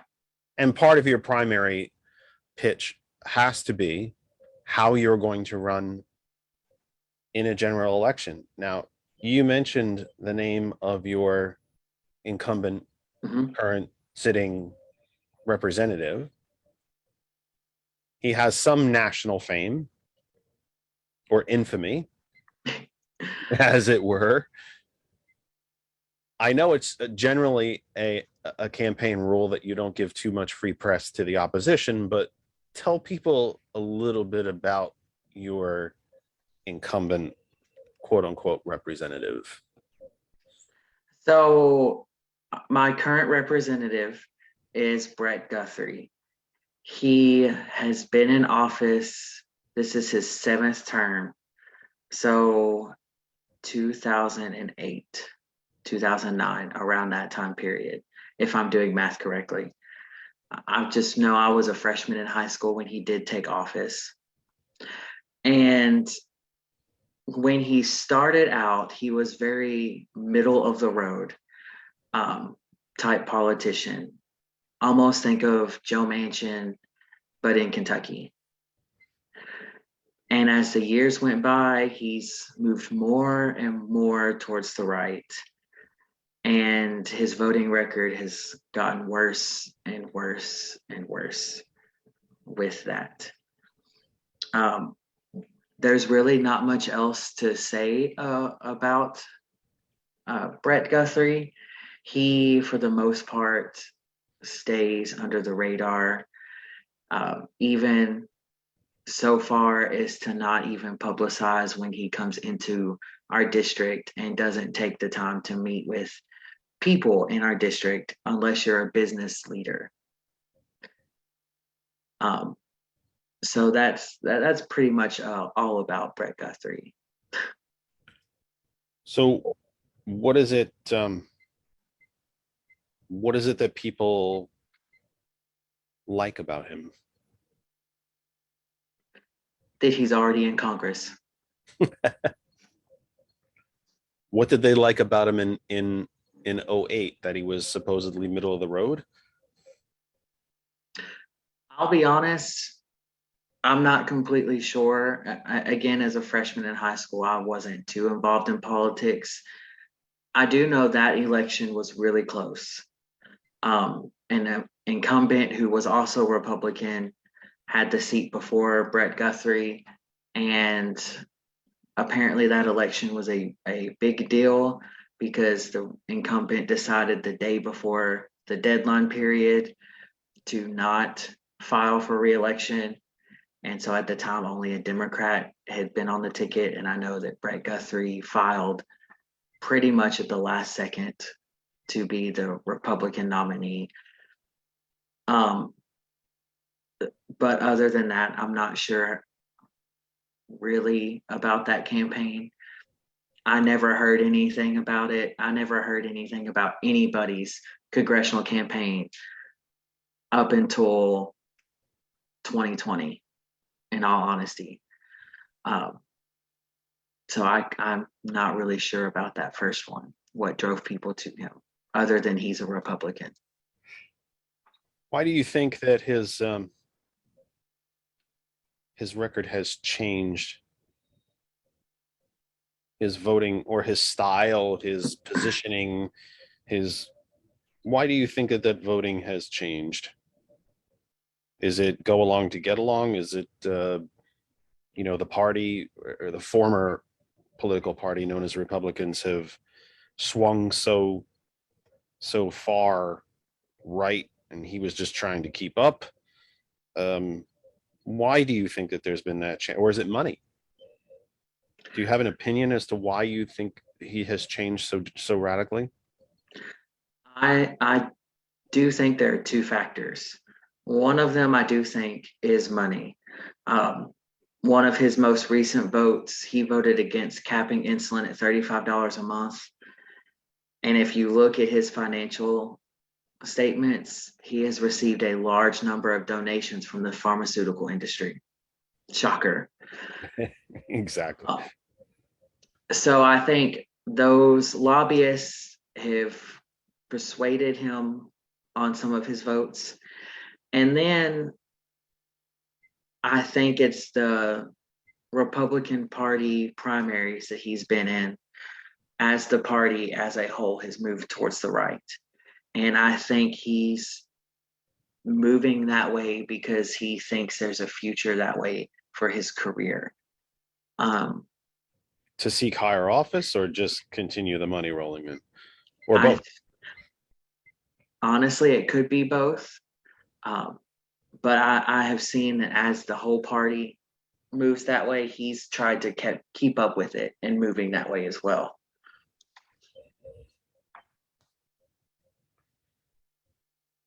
It is odd.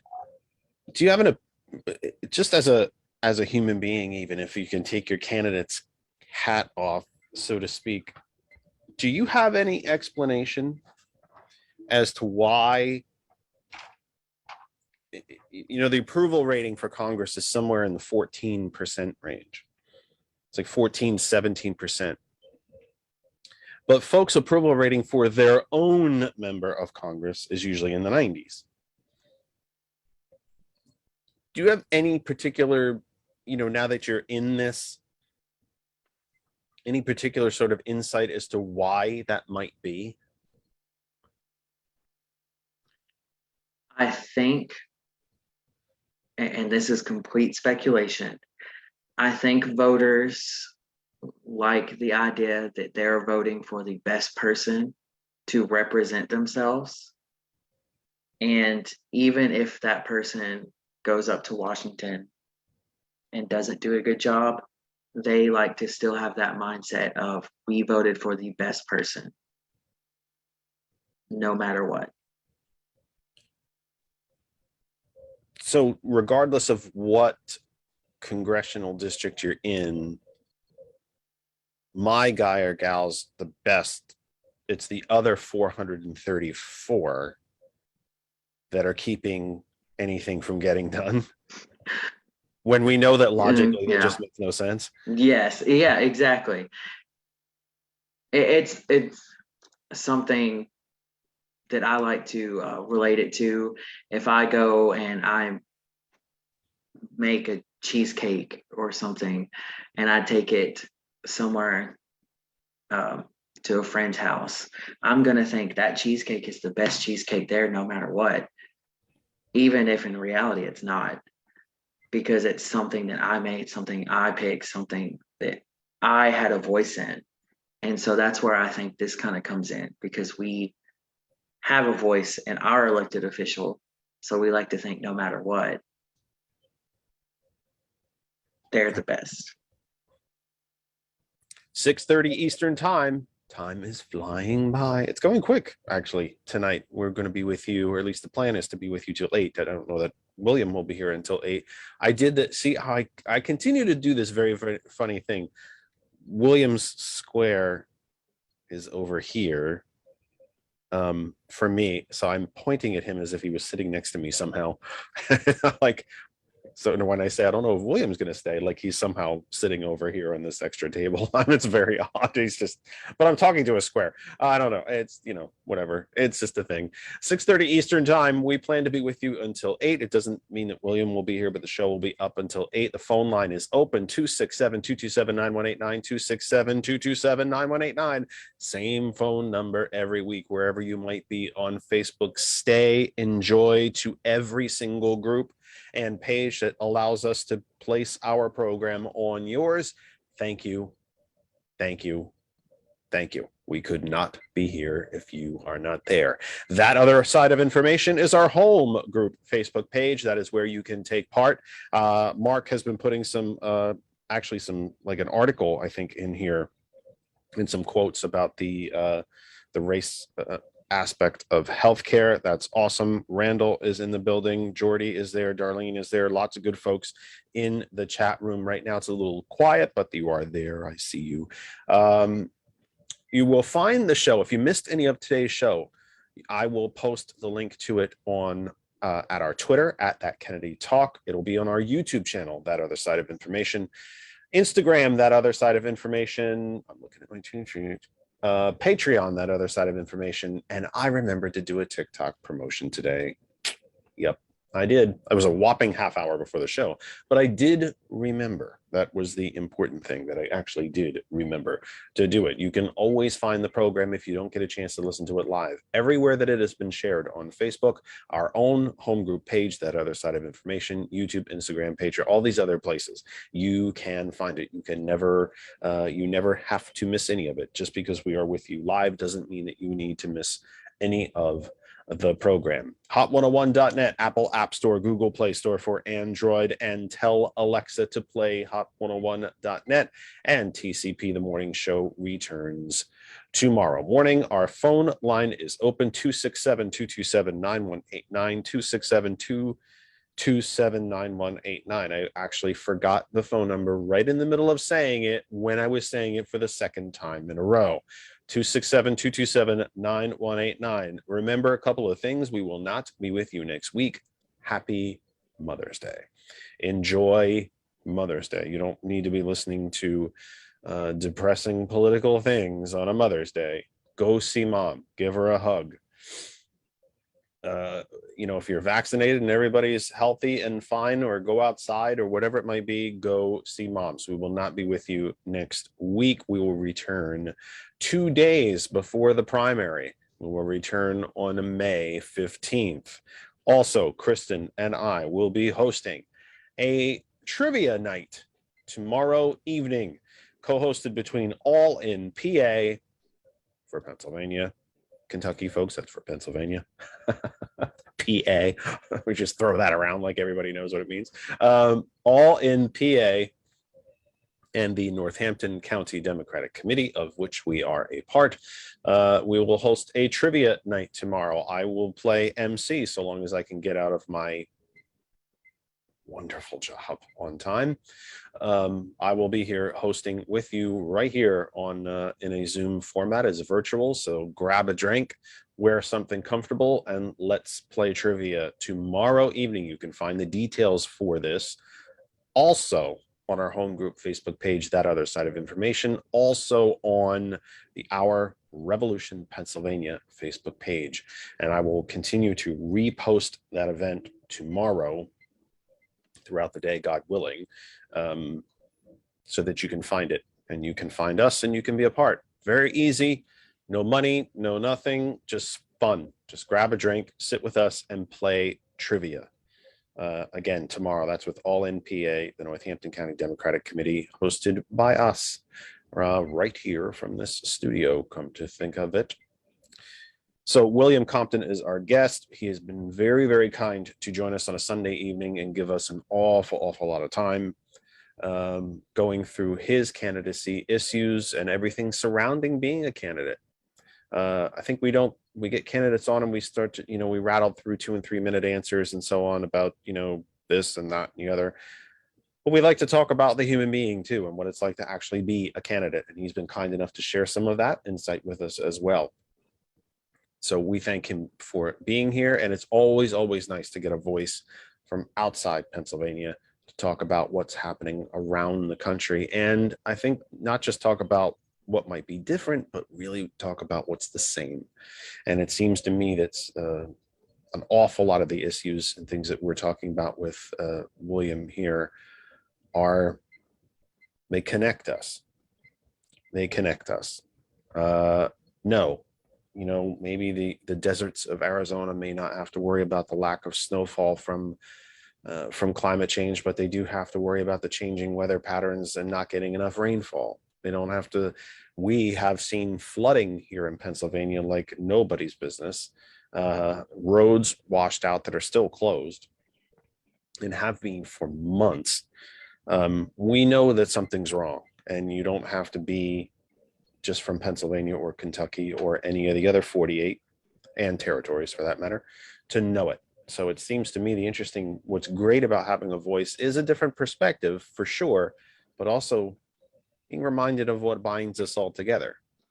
And a lot of what's an issue here is an issue there. So we continue. Your big three were environment, healthcare, and social and economic infrastructure. so let's talk about it. What do people, when you mention social infrastructure, do they know what you're getting at, or do you need to explain it to them? I have to explain it to them. In which, when I start with infrastructure, I do always start off with the economic infrastructure because that's what everyone does realize. And then when I mention social, they're like, wait, there's more. And that's when I have to kind of go into that. Is this likened to the way President Biden put it as the human infrastructure? That we can't, it's hard to be in the workforce when you don't have childcare. It's hard to be in the workforce when you are sick, when your house is falling down around you, or that your kids might be in public school, but that doesn't cover an 8-hour workday, does it? Isn't that convenient? How it doesn't cover a 8-hour workday? Is that, when you say social infrastructure, am I likening that to that human infrastructure? Am I drawing that correct kind of line between those two things? Yes, that's actually exactly it. And do you think that the folks that you hope will be your constituents, do they see it? Do they see the need that you see? Do they see the places where do they see the cracks that are not being covered up? They do. When I mention the social aspect, I always start off with the child care.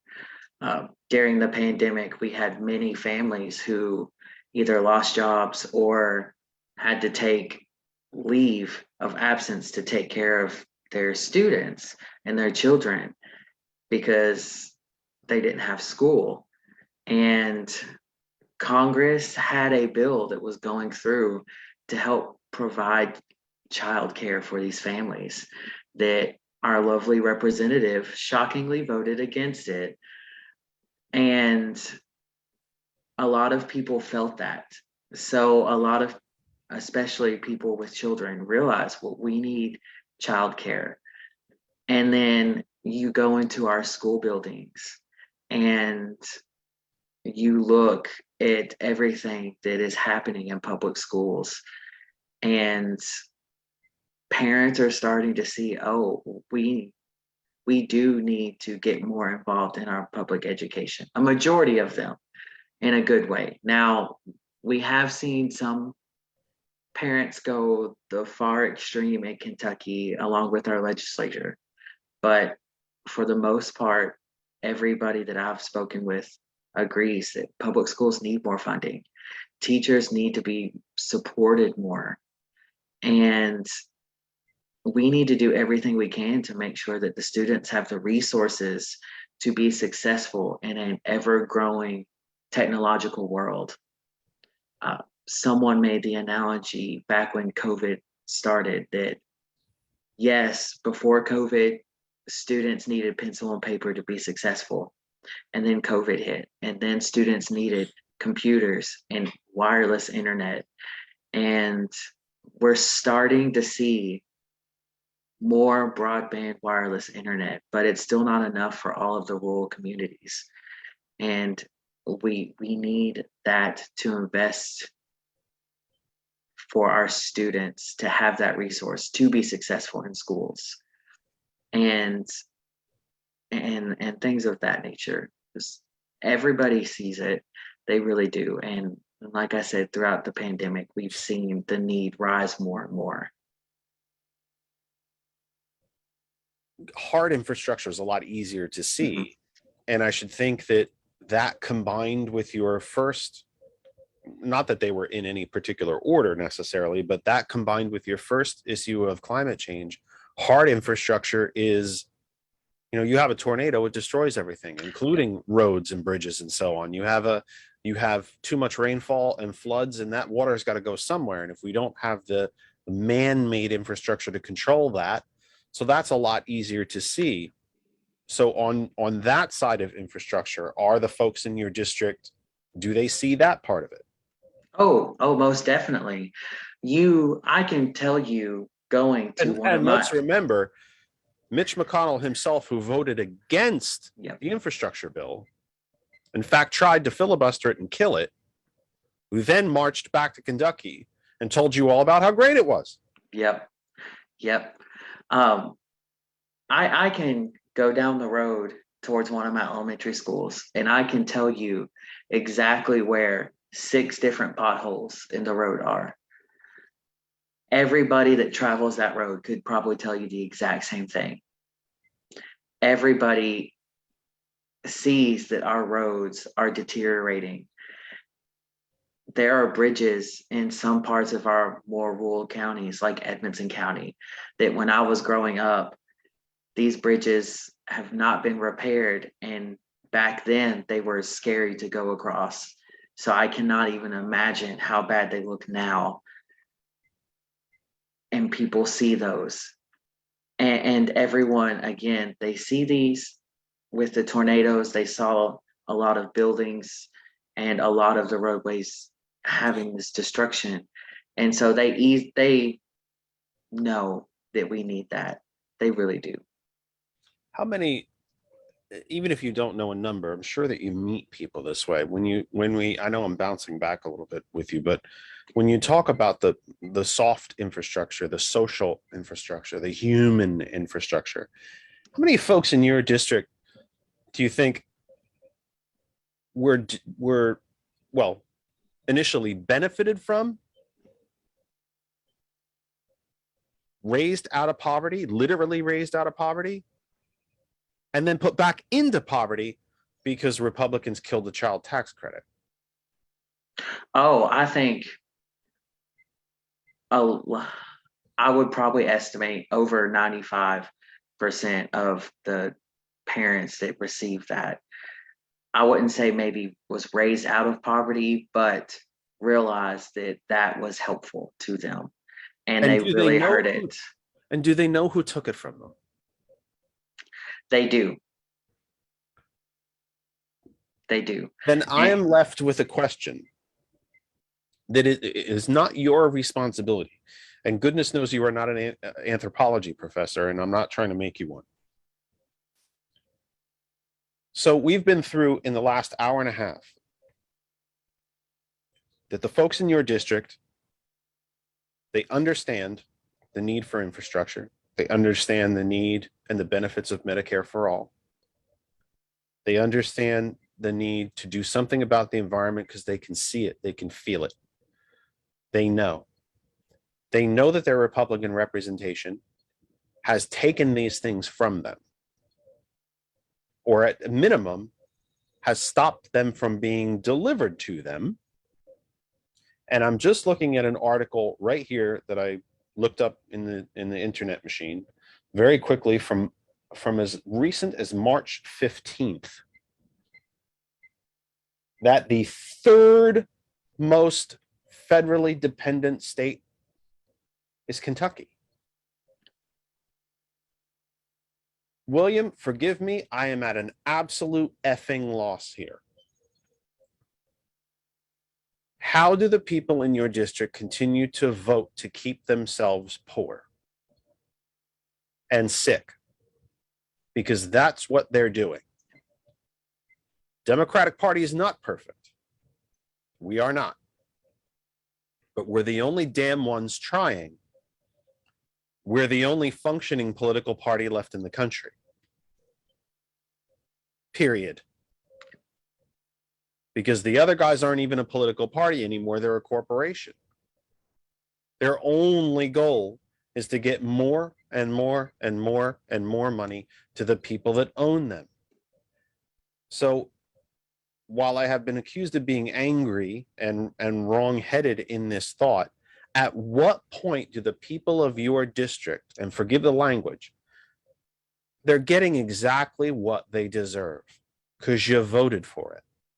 When the hell do they wake up and say, this isn't working? This isn't working for us anymore. Are the folks of your, not, and again, not just the Democrats, because I know you're in a primary, but the folks on the street, because you are getting to Republicans. Yes. I'm sure they see you when you canvass, they see you at events. When do they wake the hell up? Which sounds very, very harsh, but it's the truth of it. And believe me, there's 67 counties in PA. About 60 of them need to wake the hell up too. So it's not just a Kentucky problem, God knows.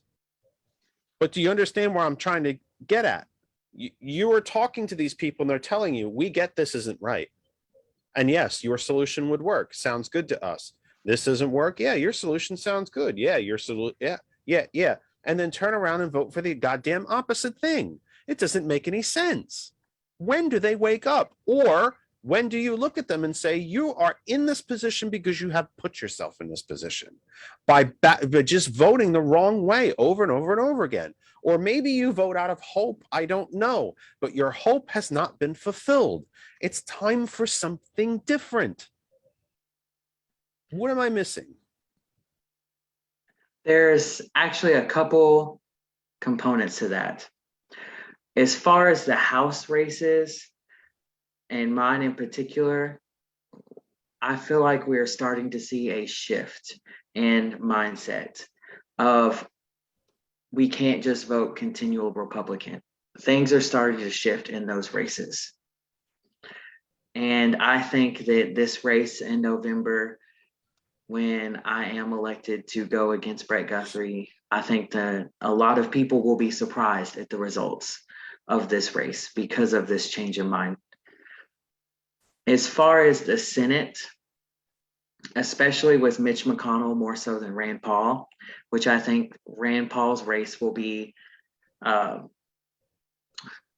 surprise to a lot of people nationwide as well with his Democratic opponent. But with Mitch McConnell, that's Mr. Booker, correct? He does have a primary, but Okay. he will probably be the nominee. But that race will also be something that will be a shock to a lot of people nationwide. I do feel like Mitch McConnell has stayed in office for one reason. He is disliked by virtually everybody I've met in Kentucky, but he is in a position of power in the Senate. And a lot of people in Kentucky believe that because he is the Senate minority leader and at the time of the election was the Senate majority leader, that Kentucky actually had a voice that mattered in Congress. He and Mrs. Chow are worth over $1 billion. Yes. What does Mitch McConnell have in common with the people of Kentucky? He was born here. That's it. That's pretty much it. But a lot of Kentuckians, that's why they did vote for his reelection in 2020.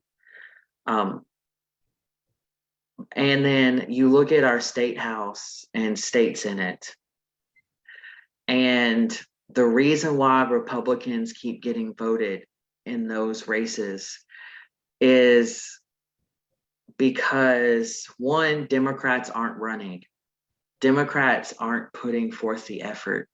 In our state house alone, out of the 100 seats, 40 of them are going uncontested. And so after May 17th, those people know who their House of Representatives official is going to be, because no Democrat ran against them. And that's why Republicans still have a stranglehold in our state legislature, because Democrats are just not running in these races. But if you look on the local level, something weird happens in Kentucky. Local politicians, a lot of them are Democrat and have been voted in multiple times, even in Republican areas. And it's because those Democratic elected officials are actually putting the work and going and talking to people. And it's mind-boggling to see people doing the work there, but not at the other levels. And so that's why a lot of it has happened the way it has. How much of your job is education? When I work on a campaign or I consult on a campaign, I have to tell, I have candidates that will come back and tell me, I'm trying to talk about X, Y, and Z, and you'd be surprised how many people, they don't understand any of it. Well, part of your job is education. You're a teacher. Yep. You're not, well, you are actually literally a teacher, but I mean, you're walked right into that one, didn't I?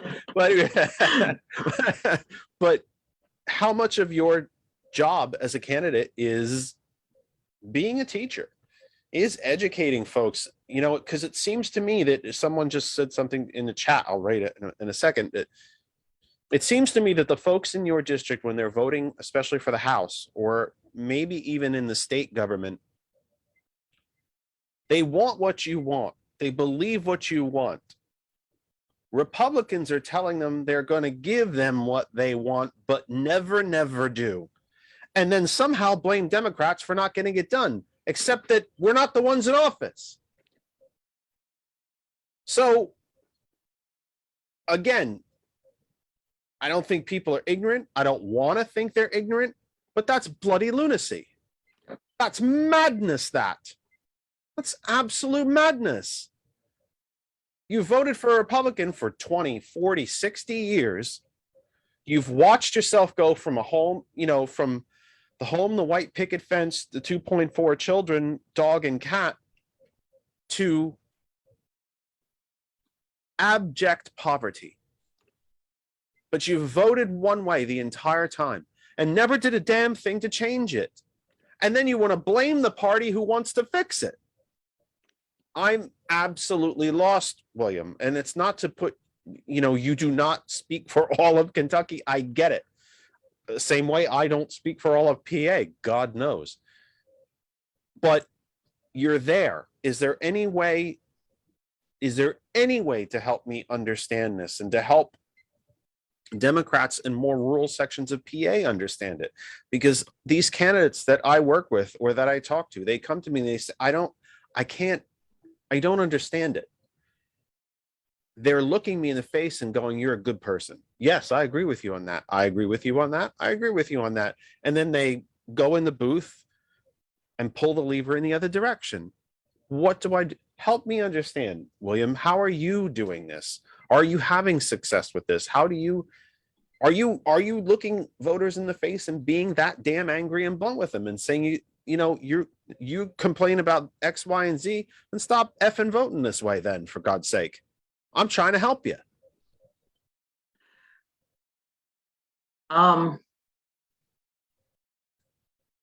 The biggest thing to help with my race that I'm doing is just getting out, like I said earlier, and just talking to people. Our Democrats, like I mentioned earlier, they just kind of rolled over. They've kind of let Republicans just spread misinformation and the whole time.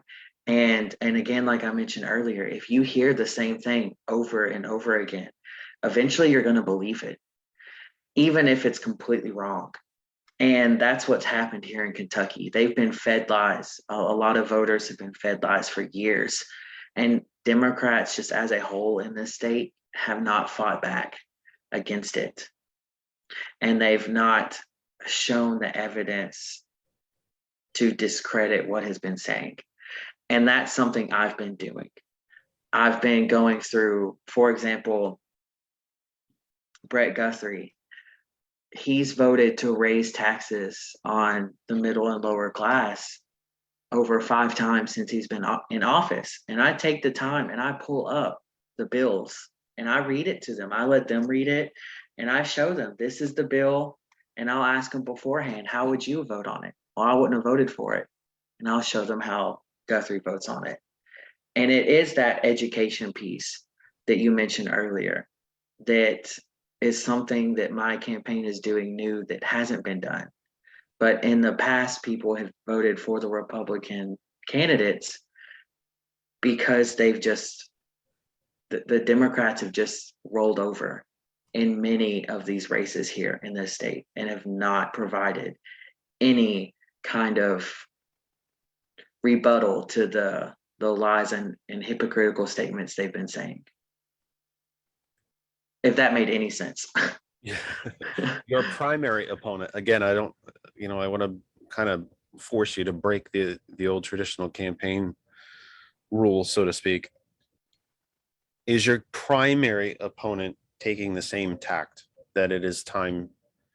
It's not just time to sit back on the back foot, but to step forward and, take the fight to the party opposite.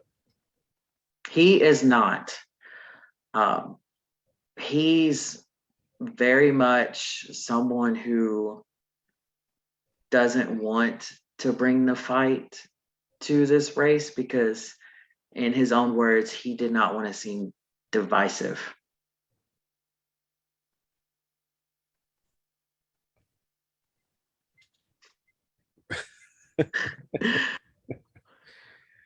Politics is any campaign is by its nature divisive, because someone is on one side and someone's on the other. It does not need to be violently divisive. Yeah. It does not need to be racially divisive. It does not need to be personally divisive, but it is divisive, at least in some aspect, simply because you believe in approach A and the person opposite you believes in approach B. If your primary opponent and the party generally in your area has decided to take that type of approach, if we were to analogize it with a boxing match, they don't want to throw punches, but they don't want to defend themselves from any either. Where does that leave you? Where does that leave Democrats? Maybe not you specifically, but where does that leave you generally? Where does that leave you, Democrats of the Kentucky Second? A party and a primary candidate who's, well, we don't want to throw punches, but we'll sit here and get punched. It leaves us where we're at the bottom of the barrel already in our state and across just Kentucky at almost all levels. Me, on the other hand, it provides an opportunity for my campaign. One thing, and please don't get mad at me saying this, one thing that connected a lot of Kentuckians to Trump's presidency was that he showed that he, at least during the race, that he would fight for them, that he would stand up to anybody, no matter what. As well as anyone, having worked for his campaign, he ran on Bernie Sanders' platform. Yes. Now, he was lying about every damn word of it, but he ran on Bernie Sanders' platform. I'm not going to give you healthcare. I'm going to give you better healthcare than what we have. It's going to cover more things. We're going to make higher education less expensive. We're going to put tariffs on these foreign goods to bolster American industry. Rich people like me are going to pay more. And then he cut their taxes. Yep. And so a lot of Kentuckians, they saw And him Brett Guthrie as, supported every damn bit of it. yes. And they saw Trump as the political outsider. He's a normal, for some reason, was able to convince them that he was a normal person like everybody else. And he used that in Kentucky to his advantage. And that helps my campaign out as well, because I am not afraid to call people out. I'm not afraid to look at Brett Guthrie and call him out on his record. I'm not a typical politician. I'm a normal working citizen. And a lot of the policies that I do support, like you said, Trump, when he ran, supported them as well, because they were very similar to Bernie Sanders. They were so, yes. And so he ran on Bernie's platform, period. Period. Yes. End of story. He ran on Bernie's platform. And so it presents an opportunity with my campaign to harness that energy, but use it for something that will actually help people. 7:02 Eastern Time, entering our final hour of the program. I will try to keep William, if he doesn't run away screaming in horror from me and from our program, till somewhere in the 7:15 to 7:30 area. We'll cover a couple issues. Last half hour, Kristen and I will be with you, or at least I will be with you, to talk to you about some upcoming events and some things going on here around the Valley. Wherever you are on Facebook, that other side of information is the home group Facebook page. It's where you can find everything that has to do with our program, the articles that we post, old shows, show announcements, event announcements, all sorts of stuff. That other side of information, wherever you're watching currently, you can stay there, enjoy. We thank you. We thank each and every one of you. Please never think your group, your individual, wherever it is that the show is allowed to be posted, that we don't know about you, that we don't thank you. You mean everything to us. We could not do it without you. Hot101.net is the website, Apple App Store, Google Play Store for Android, and the TuneIn Radio app.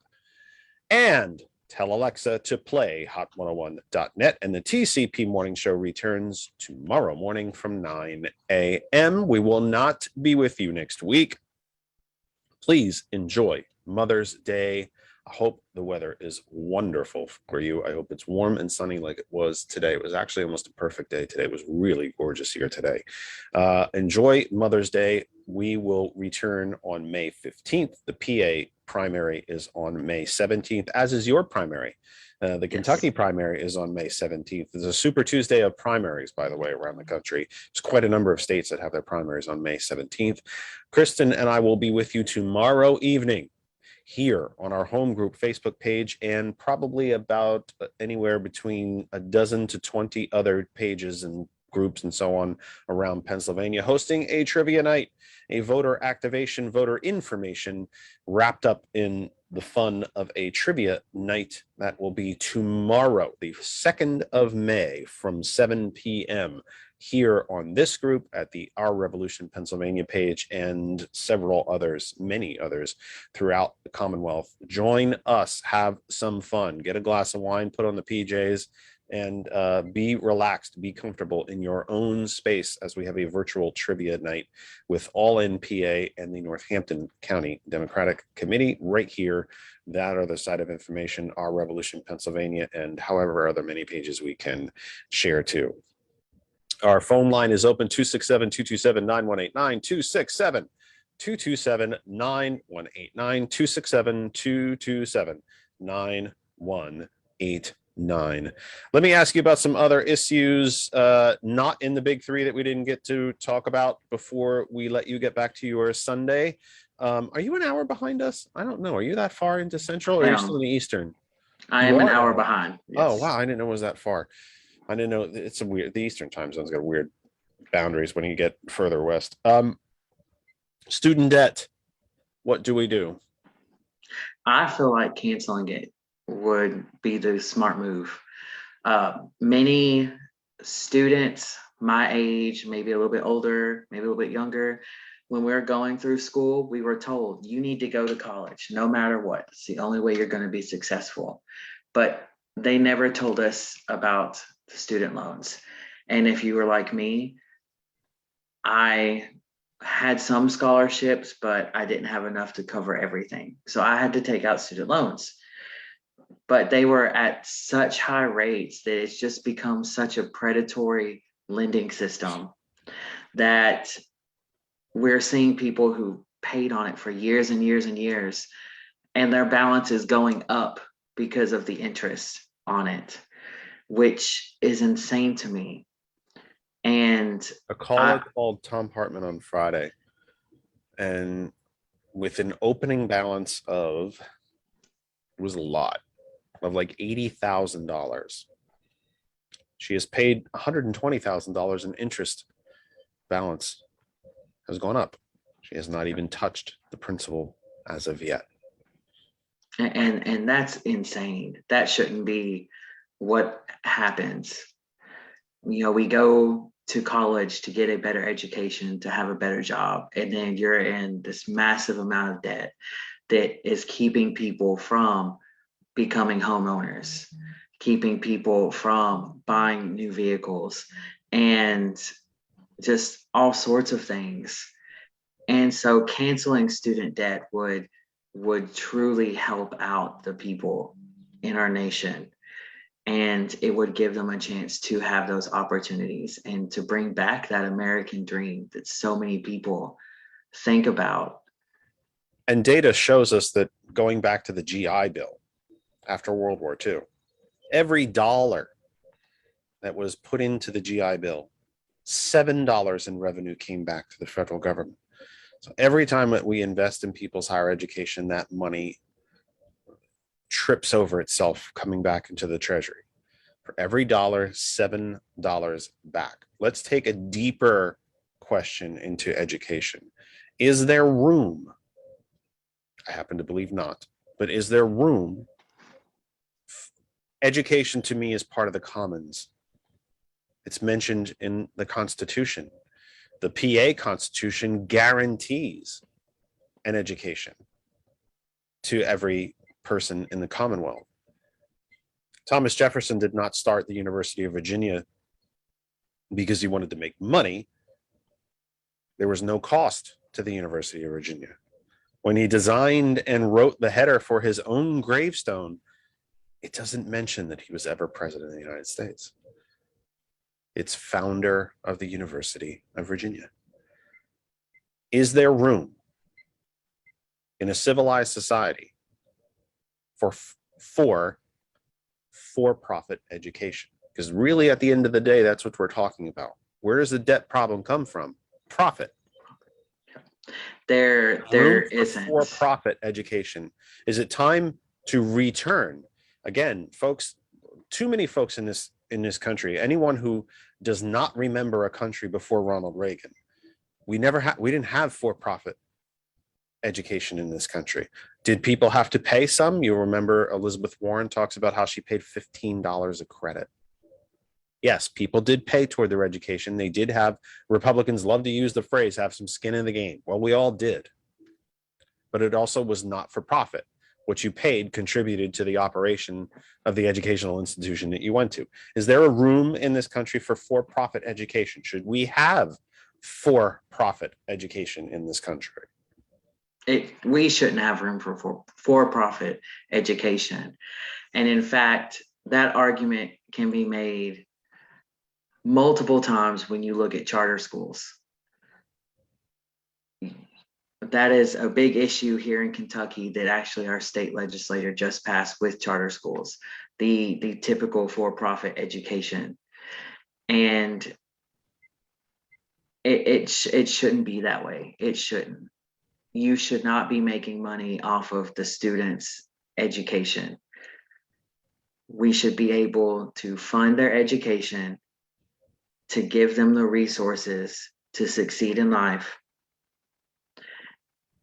But we shouldn't nickel and dime everybody everywhere we can, to where they leave a educational institution in so much crippling debt that they can never recover. It's interesting to hear you say that you have the rush to privatizing education in Kentucky. That was we have it here too. We have just a flurry of charters all over the Commonwealth, and now legally, they are not allowed to be quote unquote for profit. However, if they are given $10,000 per head to educate a particular child, or $10,000 per child, and they just happen only to spend $5,000 of that, well, we know where the other $5,000 is going. Is that the same type of privatization that you're seeing in Kentucky? Well, or similar? Because it seems to me that the discussion really isn't about charter schools. It's about the privatization and the profitization of education. well, we've been fortunate that up until this legislative session, that charter schools and for-profit schools were not a thing in Kentucky. But now there are plans to build one. And the beginning of the slippery slope. Yes, and I feel like that we will see issues like what you mentioned earlier to start coming into our state when it comes to those. Does the federal government need to do one of the most successful programs of the Obama presidency was the quote unquote cash for clunkers program? Do we need another cash for clunkers program, or at least at this point, or in a newer version, to encourage the purchase of electric vehicles? I think so. I think something like that would incentivize Americans to move towards electric vehicles, and which, with the technology we're seeing, electric vehicles are also becoming more and more easily accessible to the demands of the average American. Take, for example, if I remember correctly, Ford, they're releasing their newest electric truck. Mm-hmm. And if you don't know anything about people in Kentucky, we sure do love trucks. And one of the big selling points is that this truck, it can do everything that a gas-powered truck can do, but then it can also be used as a backup generator if your power goes out. And we now have that technology to do that. And so having an incentivized program to move towards electric vehicles, and then seeing how these electric vehicles will help people, especially in emergency situations like what we had with the tornadoes, Right. will help move that along to have more Americans using electric vehicles. So I think something like that would be beneficial.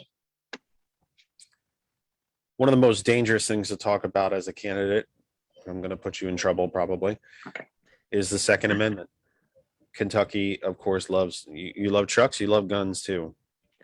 Nearly a third of all the privately owned firearms on the planet are here in the United States, where even Justice Scalia said that the Second Amendment is not universal.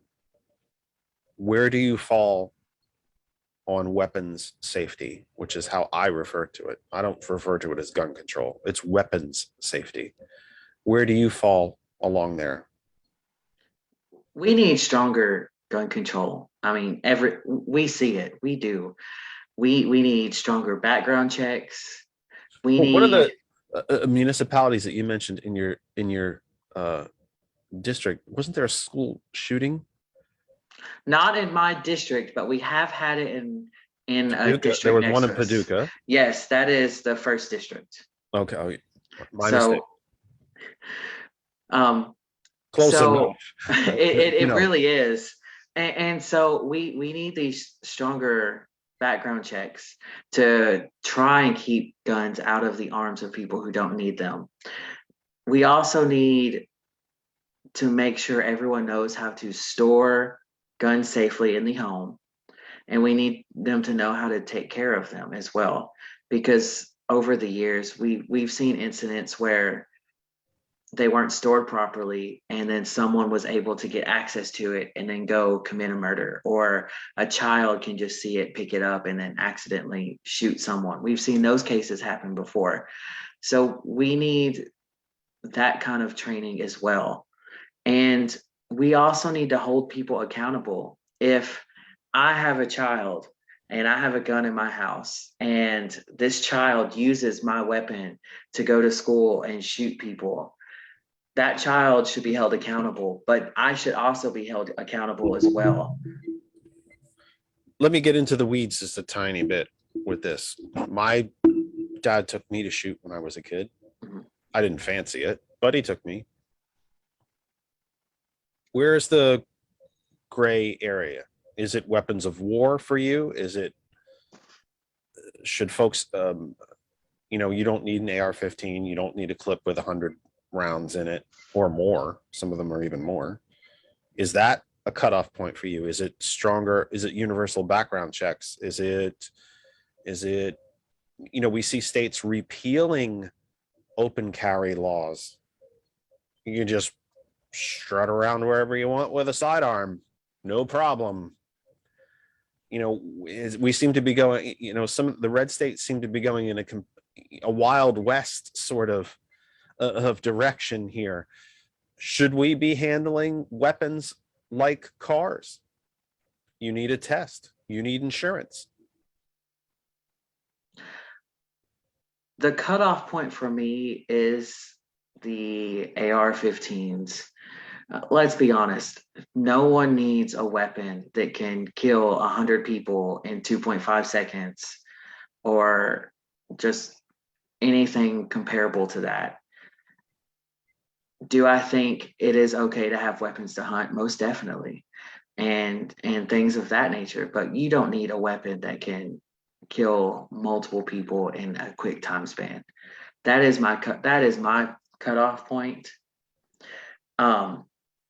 And holding gun owners accountable for deaths caused by them not using the guns properly, or allowing someone who shouldn't have access to the gun access to it, should also be something that we discuss as well.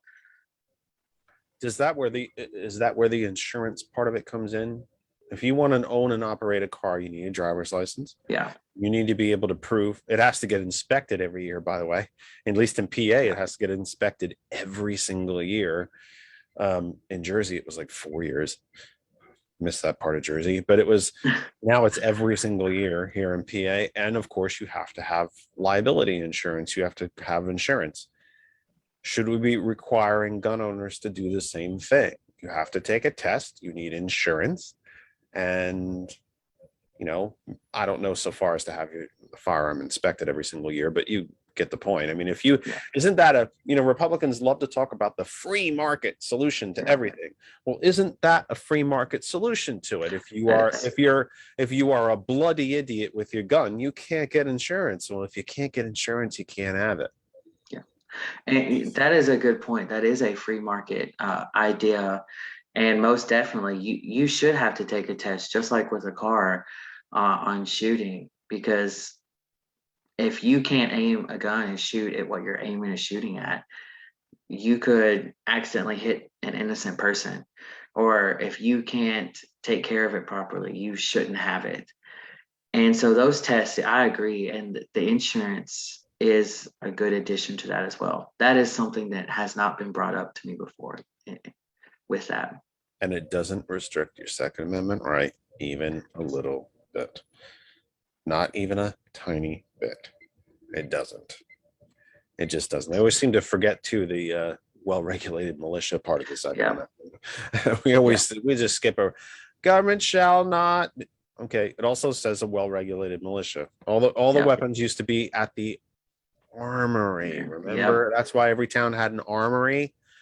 Because if the redcoats marched in, you went to the armory. You nuts. God. Taxes. The top tax rate when Reagan came to power was still 74%. The top tax rate in this country has been as high as 94%, and not on 100% of your income, the way Fox News tells people, because they lie, but in today's dollars, it would be over $4 million. If you earn $4 million a year, you pay, I think it would be in the 35 to 38% range. And then when you get to $4 million and 74%. Bernie Sanders was talking about even just 50%, 74%, 91%, 94%.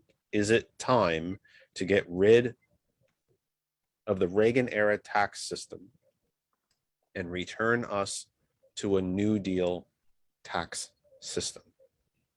Oh, most definitely. But before I get to that, I do want to bring something to your attention as well with taxes. Even in our current tax system, the top 1%, they are not paying federal taxes. They're finding all of these loopholes and tax cuts, and they are not paying the taxes. The IRS just earlier this year estimated that even with our current tax system, if the top 1% paid their fair share of taxes, they would bring in at least $168 billion a year in tax revenue just from the top 1%. And I think the number of everybody who didn't pay taxes was 1 trillion per year with that. That's And just also, Senator Sanders talks a lot about how it's not just raising the tax rate. The IRS itself is not fully funded or staffed. Yep. The IRS itself has said publicly that it is much easier and cheaper and quicker to audit poor people. They don't have the staffing any longer to go after the rich. Because one of the insidious ways that Republicans have degraded this country is the enforcement mechanisms. When you cut the staff of the IRS in half, you don't have the people to go after rich people anymore because rich people have all the lawyers. The IRS now doesn't. So now you go after poor people because it's cheaper and quicker and easier. Yep. It's from both sides. It is. Getting at. Yes. And so with our current tax system, we are at least losing out that $168 billion, which again, the Build Back Better plan actually did address hiring more IRS staffers when it was going through, which is one of the reasons why I do support the Build Back Better plan when it comes to the IRS portion of it. But moving away from the tax system that came through during the Reagan administration, getting back to what you said was prior to it, the 70%.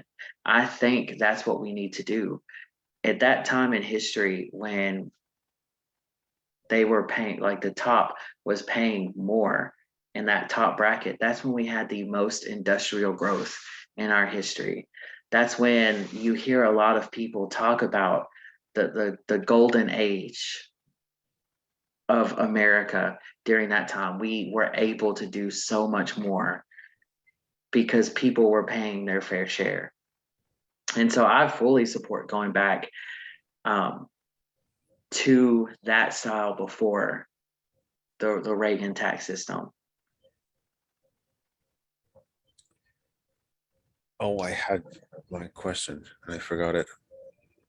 Oh, for goodness sakes. Do we spend too much on defense? Yes.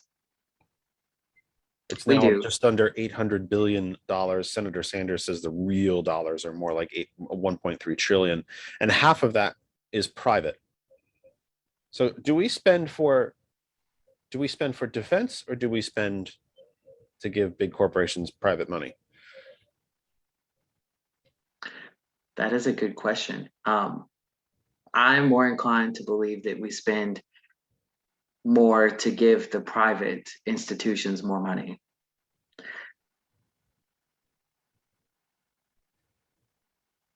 Oh God, I really did have something. That wasn't it either. And I had something like a really good one and I completely blew it. Forgot about it.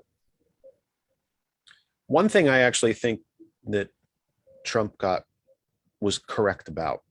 He didn't get it right. He did it in a buckshot, scattershot sort of way, whatever mood he was in that day or lack of mood that he was in that day. Literally taking container ships from China and saying, I'm going to put a tariff on that boat and everything in it. It's not how you do tariffs. No. It's actually something that Bernie and he agreed on, at least in principle, not the implementation. Yeah.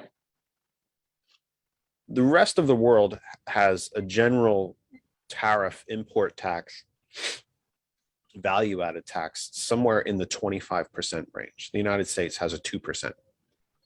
Is it time? The tariff system that we had in this country paid for the federal government up until 1919, when the first income tax was instituted. The entirety of the federal government was paid for by import taxes and tariffs. Part of Alexander Hamilton's 13 principles for establishing an industrial society is tariffs. If you have a suit maker in Great Britain, because they make thousands and thousands of suits, and they can sell that suit here in the US for $10, going back, of course, to the beginning. But a domestic maker has to make them one at a time, so that domestic suits cost $50. Well, then you tax the British suit so that it costs $55. And that's how you bolster and stimulate domestic industry. Tariffs have gotten a bad rap, I think, by both parties, because big corporations don't want to pay them. When you take an entire industrial society, an entire industrial economy, and pick it up and send it to China, we've lost over 70,000 factories, not jobs, factories in this country since George W. Bush took power. Is it time to reinstitute a tariff system in this country to rebuild a domestic economy? I think so. I do. You pretty much hit the nail on the head of how it will work to help bolster the American economy. I mean, I couldn't explain it any better myself, but That's Alexander. I do. That's Hamilton, not me. Yeah, and so I do. By the way, believe it's time. Reagan raised taxes over 18 times on poor and middle class people to make up for the money that he gave away during his tax cuts. Again, the top tax rate was 74% when he came to power. It dropped it to 25%, and deficits exploded. Yeah. And to make up the money, even Republicans at that time went to him and said, we can't fund the government. We need more money. So he raised taxes on middle class and poor people and started taxing unemployment benefits and Social Security. But I cut you off. I apologize. Go ahead. Oh, you're fine. I was just saying that I do think it's time that we do use that. We have come to 7:30. I want to let you go to your Sunday. I'm going to fill some people in on some things that are going on around here coming up in the next couple of weeks. But what we like to do for all of our guests is to just simply open the floor. If there's any question that you didn't think you got to fully answer, if there's any issue that you didn't think we got to hit on at all, if there are just anything that's left out there, maybe you gave a partial answer and we kind of went off on a different direction, or an issue that you really wanted to address that we didn't get to address. And of course, I want you to tell people how to follow you, find you on social media, donate to the campaign, all of that stuff. I just want to open the floor to you. It is you take as long as you want. It is yours. Open the floor. It's all yours. Have at it. See, that might have been a bad move to give a teacher all the time they want to speak. Um, the biggest thing that I just want everyone to know is that I am running in Kentucky, and everyone sees Kentucky as this blood red state that cannot change. And I just want everyone to know there are hardworking people in this state, like myself and like Charles Booker, and so many other amazing candidates that are working super hard to move this state forward, to get rid of our corrupt politicians and to help the people in this state. Uh, we've been abandoned for so long by so many uh, organizations, and it's time, if we ever want to move forward, now is the time to support candidates like myself and, like I said, like Charles Booker, and all of the people running to actually make a change. Kentuckians are ready, they truly are, and I'm running because I know that we can make a difference and we can make history in this race. That's why I'm putting all forth of my effort into it. So please keep a lookout in Kentucky and support our Kentucky candidates too, because it may seem like an uphill battle, but we can make the change. We really can. And if you would like to know more about my campaign, visit williamcompton.com. Super simple name for everyone.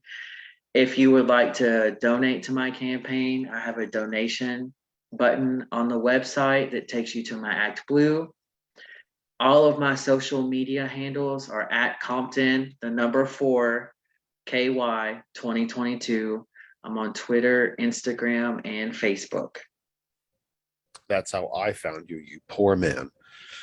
That's how I found you and stalked you until you came on my program. Was there any issue that you wanted to get to that you didn't think we got to, or anything in, any last words of inspiration or wisdom to impart on the audience, or do you think we do okay getting everything? I think we did okay hitting everything. Well, there's tons of issues that we are facing. Oh, there's at this no point. shortage of Yes, issues in this country. Yeah, no shortage of issues, but we can elect leaders in every single state in this nation who will address these issues and will actually help people. That's my imparting message. Every single state has candidates who are running who will actually help the people, and that's what we need. I would like to give you an idea of an issue that probably you could talk to 1,000 people and they won't bring up. Okay. But I'd like you to, I always refer to this as the back processor. Okay. Like it's kind of back here, kind of mulling around a little bit. And it's because recently Kristen and I lost a family member here. We lost our cat after 20 years. She just got. Sorry to hear that. So am I. So am I. She just got older. She just couldn't, her body gave up. And she was a stray. She saw me through divorce. We moved 4 times together. She saw me through hospitalizations and all sorts of things. And she was always there. And combined with the fact that when I was driving on Friday, and Kristen and I were just talking about this today, that I was driving through Amish country here in PA, and I saw so many signs. Actually saw a gentleman outside hammering a sign down into the ground. Puppies for sale. Puppies for sale. Puppies for sale. All different kinds. One was a bull mastiff puppies. One was a Great Pyrenees. One was labs. So another one was boxers. It seems to me that, and again, I know this is very obscure. I know it's very obscure. But I think if anybody learned anything about you from this conversation is that you care. Whether they agree with you or not, anyone who's intellectually honest on any level knows that you care. I think it's about time that we grant our furry family members a different status other than property. Can we make them full human beings? Of course not. but something a little more tantamount to children, that they have rights, they are conscious, they are sentient, they have feelings, they feel pain. Our other cat is grieving, and he has been for a month. He's not been the same since she passed. He literally hasn't been the same. Is he a fully independent, recognized individual in the way that a human is? He is not. He's not property. He's family. It just seems to me that we can do better. In the same way that we look at certainly folks on our side of the aisle, and I think a very increasing number of people on any side of the aisle, look at the way I posted an article this week that one of the big factory farms roasted 5 million chickens to death because one of them tested positive for avian flu.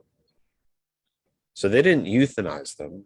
They closed the doors to the hen houses and pumped heat in till it was 160 degrees in there and suffocated them. Wow. Do I think people should stop eating chicken? I eat chicken all the time, but we can care about where the chicken came from and how it was raised. Was it jammed together in a little square inch where it can't move? Was it so pumped full of hormones that the legs broke because it couldn't handle the weight? Or did it run around in the grass? I'd like to think it ran around in the grass. Or at least I tried to buy, and so does Kristen, who does the overwhelming majority of the grocery shopping, that we at least are trying to buy free range or open range, no hormones, things like that. So I throw that out there into the universe that we can do better. If the humans aren't going to show some humanity, then who the hell is? Ending puppy mills, closing puppy stores and pet stores, adopt, don't shop. Stop and imparting some sort of sets of rights and rules that are, again, somewhere tantamount to children. You're seeing this actually in the Florida Everglades has been given, and I'm going to blank on the legal status that's been given, but lawyers can now go into court and sue on behalf of the Florida Everglades. It's been given a standing in court. This natural area has been given a standing in court. It's been giving rights. And I should think the least we could do, I don't know if you have any furry family members in your home, but it would seem to me that it's the least that we could do as a civilized society. Animal testing. Why on earth is the federal government still testing cigarette smoke on beagles? I'll make it easy for you. It effing kills you. Okay. Cigarette smoke kills. Okay. There. I just ended all of your fucking beagle tests. All right.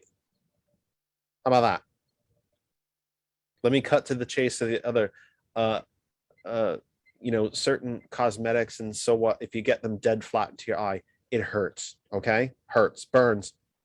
There, saved you all that trouble.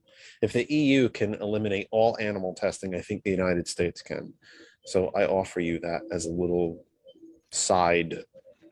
If we won't show humanity, who will? If the humans can't do it, then who will? William, I have some bad news for you before we say goodnight. Okay. You are part of the family now. Okay. And I hope to God that this will not be the only time that we hear from you. You have an open door to this program. Obviously, we pray that you will be successful. Even if you are not, for some reason, you are welcome here. If you ever have a big issue or a big happening, you decide to, we think and want and pray that you will win this primary. If you don't, and you decide to do something different and you want to tell our folks about it, you have an open door here. The key to the castle is yours. As with all of our guests, you are always, always welcome to come back here. We will keep an eye on your race. Please come back and visit us and let us know how everything shook out. And, we can all Google it, but, if you want to come back and tell us how it went, but, Yeah. you are welcome to do so. Again, big thing, the primary in Kentucky and in Pennsylvania is May 17, Tuesday, May 17th. Vote, for God's sakes. Yes. People, vote. If your vote was so damn meaningless, you wouldn't have the billionaires trying to take it from you. Yep. They are trying to keep you from voting because they fear your vote. At the end of the day, when Jeff Bezos fills out his mail-in ballot and I fill in mine, there's still one each. So, William, thank you. Deep, deep, deep thanks to you for being here, and especially for all the time. You logged in so early too. So I'm so just honored that you took this much time to be with me, to talk to our audience, to give us a different perspective from a different part of the country. And we will be rooting for you, and you're part of our program family. I hope you come back and see us again. I most definitely will. And I want everyone to know, even if I'm not running to be your representative, every vote I vote on will affect everybody. So I'm hoping that I Correct. represent everybody in It's this really nation true. well. It's really true. It's one of the conundrum of a U.S. House seat, is that, yeah, you might vote on a bill for a dam project or something that's right in your district. That's very, very hyper local. But these are national issues as well. Yep. And we are tied together. One of the great lies that Reagan tried to tell us is that we are not a society, that we are not interconnected, that we are not a family. And to an extent that we are not a nation. We're just a large group of rugged individuals. Well, that's crap. We are a family. We are a society. We are a nation. We are a family. We are a community. My community is not just here in Society Hill. It runs to Kentucky. If Kentucky has another round of awful, awful tornadoes and needs tens of billions of dollars from the federal government to rebuild itself, as you should, but that's tens of billions I don't have here in PA, because we're all tied together. We are. It's all of us together. You're really right. It's one of the real contradictions, I guess, maybe that's the right word for it, about the House. You're running for the Kentucky O2, but when you vote on something, you're voting on national issues. You really are. Well, thank you very much again for being here. And like I said, please don't be a stranger. Please come back and see us again. And you're part of the family. We appreciate you, and we appreciate all of your time, especially on a Sunday. It's a lot of time. You've been here almost 3 hours, so I'm very, very, very great, because hey, he was kind enough to sign in early. So it's been almost 3 hours. But I'm a music teacher. I've got to be early. Right, exactly. Yeah, the kids can't all be in there waiting for you. You got to be there. Well, thank you again. Please have a pleasant evening and come back and see us again. Thank you so much. That's William Compton, running for the United States House of Representatives from Kentucky's 2nd District. We got about 15 more minutes here, folks. Let me talk to you about a couple of things coming up in the next few weeks. Well, really, first, let me start with tomorrow. Why don't I do things in a date order? Why don't I do things in a normal order, like a normal guy? I'll keep the phone line open too, by the way, for the final 15 minutes. 267-227-9189, 267-227-9189. It's also right on your screen.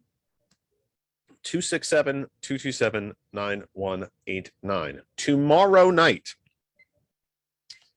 I wish I goofed again, and not getting this. Here comes the boss. Tomorrow night, we will be hosting a trivia night, a virtual trivia night, from right here in this very studio. We will be hosting a trivia night. It is a joint effort, so to speak, between the Northampton County Democratic Committee and All In PA. We will have 3 main topics of questions: Game of Thrones, Marvel, and something. Mystery round. Oh, a mystery round. That's why it's such a mystery. I didn't even know what it was. I mean, what the heck? Oh, What's that coming from? I turned the unmute on the Oh, Zoom off, and there you go. I didn't realize it would do that. So yes, so join us for that tomorrow. Here's how you find out about it. Go to our home group Facebook page, That Other Side of Information. You will see the event there. It's a mobilize first. Yes, it's a So it's a mobilize. 2-stepper. It's a Yeah. mobilize. Then you'll get the go there. You can go to the Our Revolution Pennsylvania page. I have shared it out to about 20-ish, 16 something places. We'll share it out again either later tonight or early tomorrow, but we hope you will join us for that. So wherever you might be, That Other Side of Information, you will see the event there. And the phone line I will keep open till 8 p.m. until we say goodnight to you. Next week we will not be here. We will be away. I hope the weather is decent. Even if it's not, I think I might enjoy it anyway. But we will not be here. It's also Mother's Day, so please go see Mom. Give Mom a hug. All of that good stuff. And then we return on May 15th. Now, I kind of think I double booked May 15th because I think I'm supposed to have a slew of candidates in, but I also booked somebody. But I will now have 2 weeks to clean up that mess. So, but we will return on May 15th. I know I've said this to you before. The schedule this year, this 2020, has been rough. It's been very haphazard. It's been very rough. It's been very on and off, and for a variety of different reasons. Again, health, work. I think we even had a tech issue the one night. We've just had holidays, illnesses. It's just been all sorts of stuff. But tomorrow, next week is Mother's Day. So we just, since the inception of the program, it's one of those kind of days that we haven't done a program. So we're not going to be with you next week, but we will return on the 15th. And then I think we're with you from the 15th. See, then again, this is a weird one. See, now we're with you from the 15th and the 22nd, then we're out again because it's Memorial Day. How quick this goes. Then we're on June 5th and June 12th, and we're out on the 19th for Father's Day. And then we're back for 1 week on June 26th, and we're out again for 4th of July weekend. It's just a thing. Everything's falling in a very interesting kind of pattern, and it's making it very haphazard. But here's the important thing to know. The important thing to know is that tomorrow night is trivia night. Now, if I can find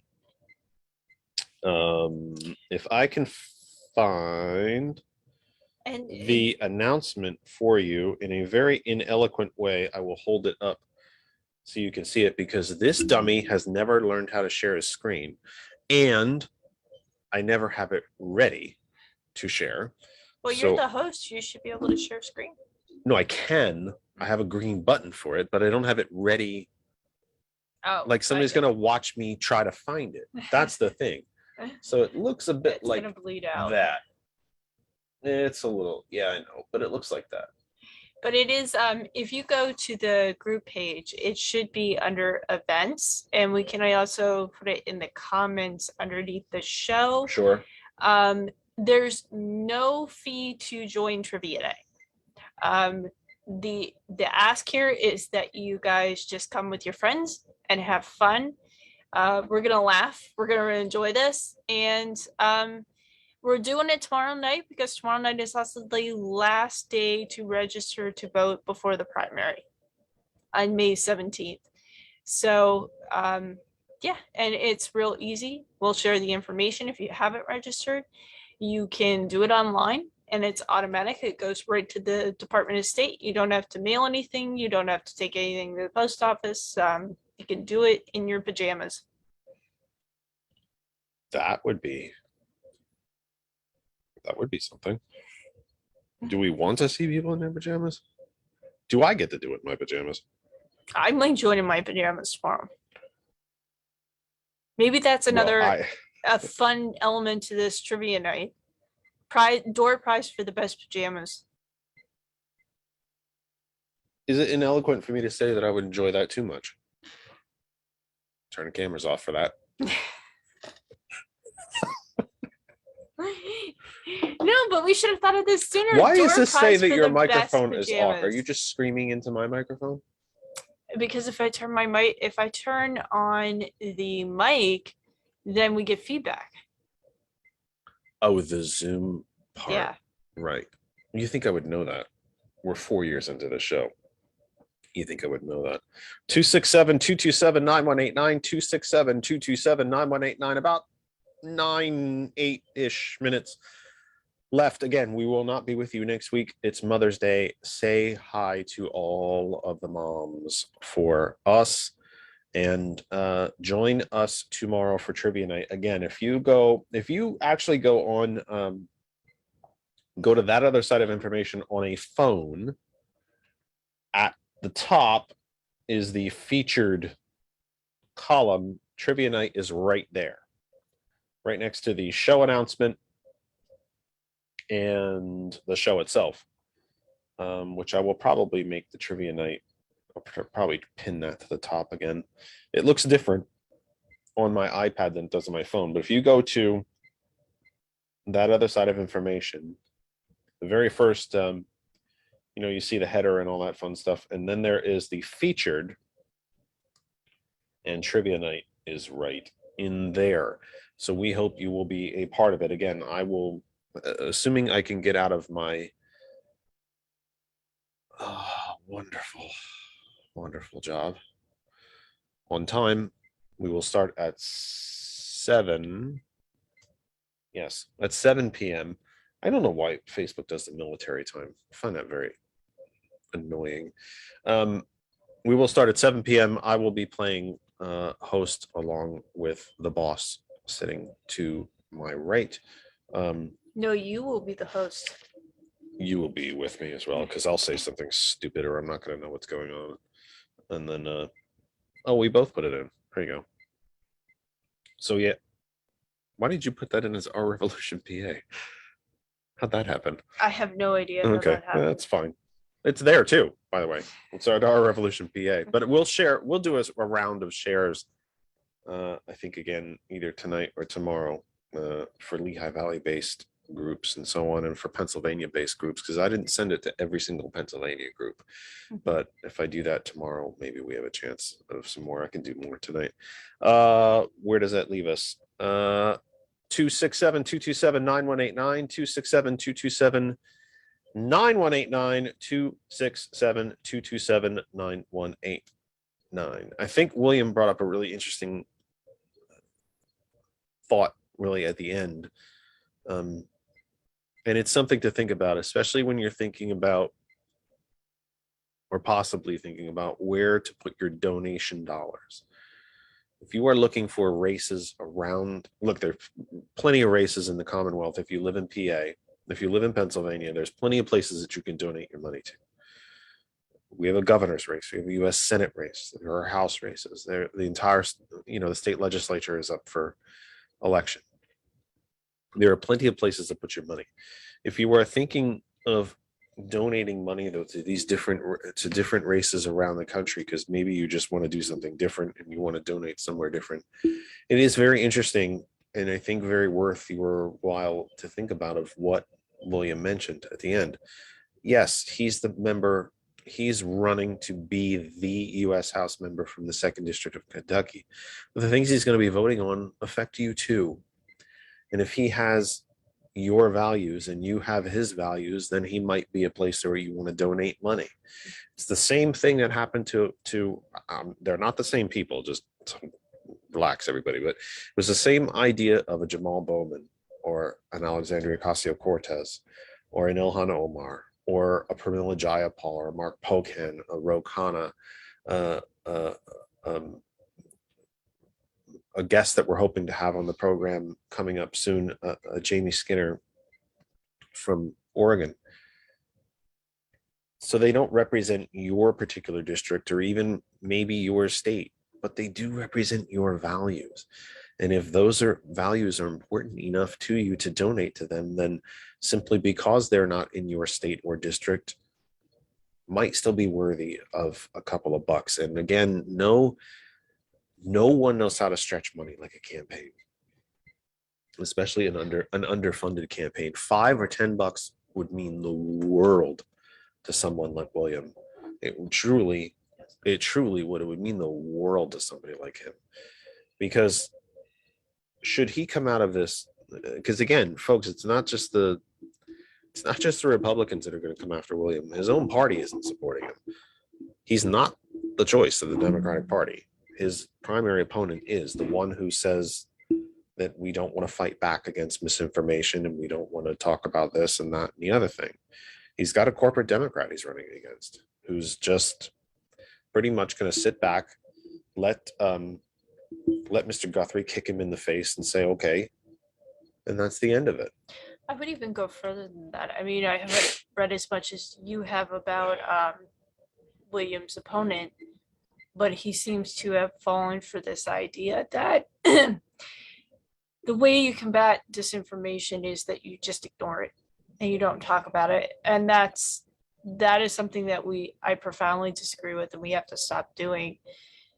You don't want to repeat the opposition's talking points. You don't want to elevate what they say, but you can't just ignore it. It's not going away. And by ignoring it, you actually confirm it. You let it become the truth. William told me in our phone chat before the program that his primary opponent is a good man. He's a good and decent man. He's not running to win. He's running to party build. Well, do you know how you build the party the best way? You win elections. And then when you win that election and you hold the office, you deliver. And Democrats deliver. Well, I would say there are times where you can run as a candidate where you know you're not going to win, where you are party building, but that district it's not R plus 90. no. I think it's R plus 6.5 or something, which is a lot, but it's not impossible. So rather than running a party building exercise, why don't you run to win? You build a party when you're trying to win too. And I think to your point, what you're also implicitly saying is he really party building? Because if you think party building is, I'm a good and decent person and I have a lot of connections and I can raise a lot of money, even though I'm going to lose, you're not building the party. Right. Because all the people around the party know the same thing you know at that point. Mm-hmm. Oh, he's not going to win anyway. Yeah. So what are you party building at that point other than a loss? Mm-hmm. And you know, that it has to be time for, and this is why I use AOC and Bowman so as examples. These are folks that said, you know, enough of this. Mm-hmm. The status quo isn't good enough anymore. We can do better. We can do better. And we can do better. The best way to build a party is to win elections and then get in office and then deliver on the promises that you ran under.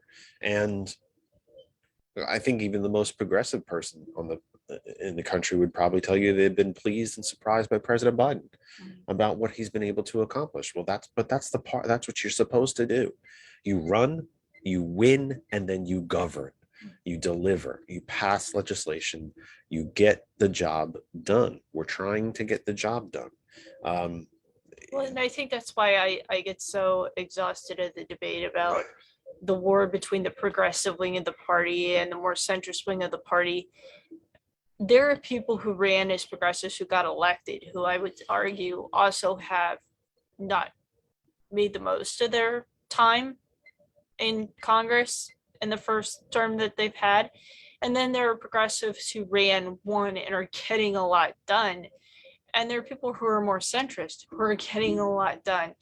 So I think we need to stop having this kind of, we need to stop buying the narrative that it's a blood knockout drag out fight between the center and the left side of the party. It's about who is actually effective. Look, I say it all the time. There's only one political party left in this country. That we can talk about working families and the Greens and the Democratic Socialists and so on. And I have friends that consider themselves part of all of these things. There's only one party left in the country that can actually get anything accomplished. It's the Democratic Party. We are not perfect. We're not even close. But we're the only ones left. And I'm not saying you should always vote Democratic because we're the only ones left, but we're the only ones trying. Sometimes we stumble over our own feet, and sometimes we throw up in our own mouths. We do sometimes. We're the only ones trying. We're the only ones trying. Republicans ceased being a political party years ago. And they confirmed all of that in recent months now. No platform. An official vote to have zero platform. None. No platform at all. They won't take part in the Commission for Presidential Debates. Whoever the Republican nominee is going to be forbidden by their party to be part of a debate. And then, seeing the lack of platform, Rick Scott, the junior senator from Florida, the man who was guilty of the largest hospital scam in the history of Medicare, but somehow kept a good part of the money, bought himself the governorship, and then bought himself a Senate seat, came out with a plan that raises taxes on the poorest 47% of Americans, while it cuts taxes on rich people. If you lot can't figure this out by now, and this is why her and I keep having the same discussion, and I have this discussion with all of my guests. How the hell can we not talk to rural America when they are getting nothing but driven into the ground by the party they vote for? And somehow they still can't see it. I'm not opening up that debate now because we're past our time.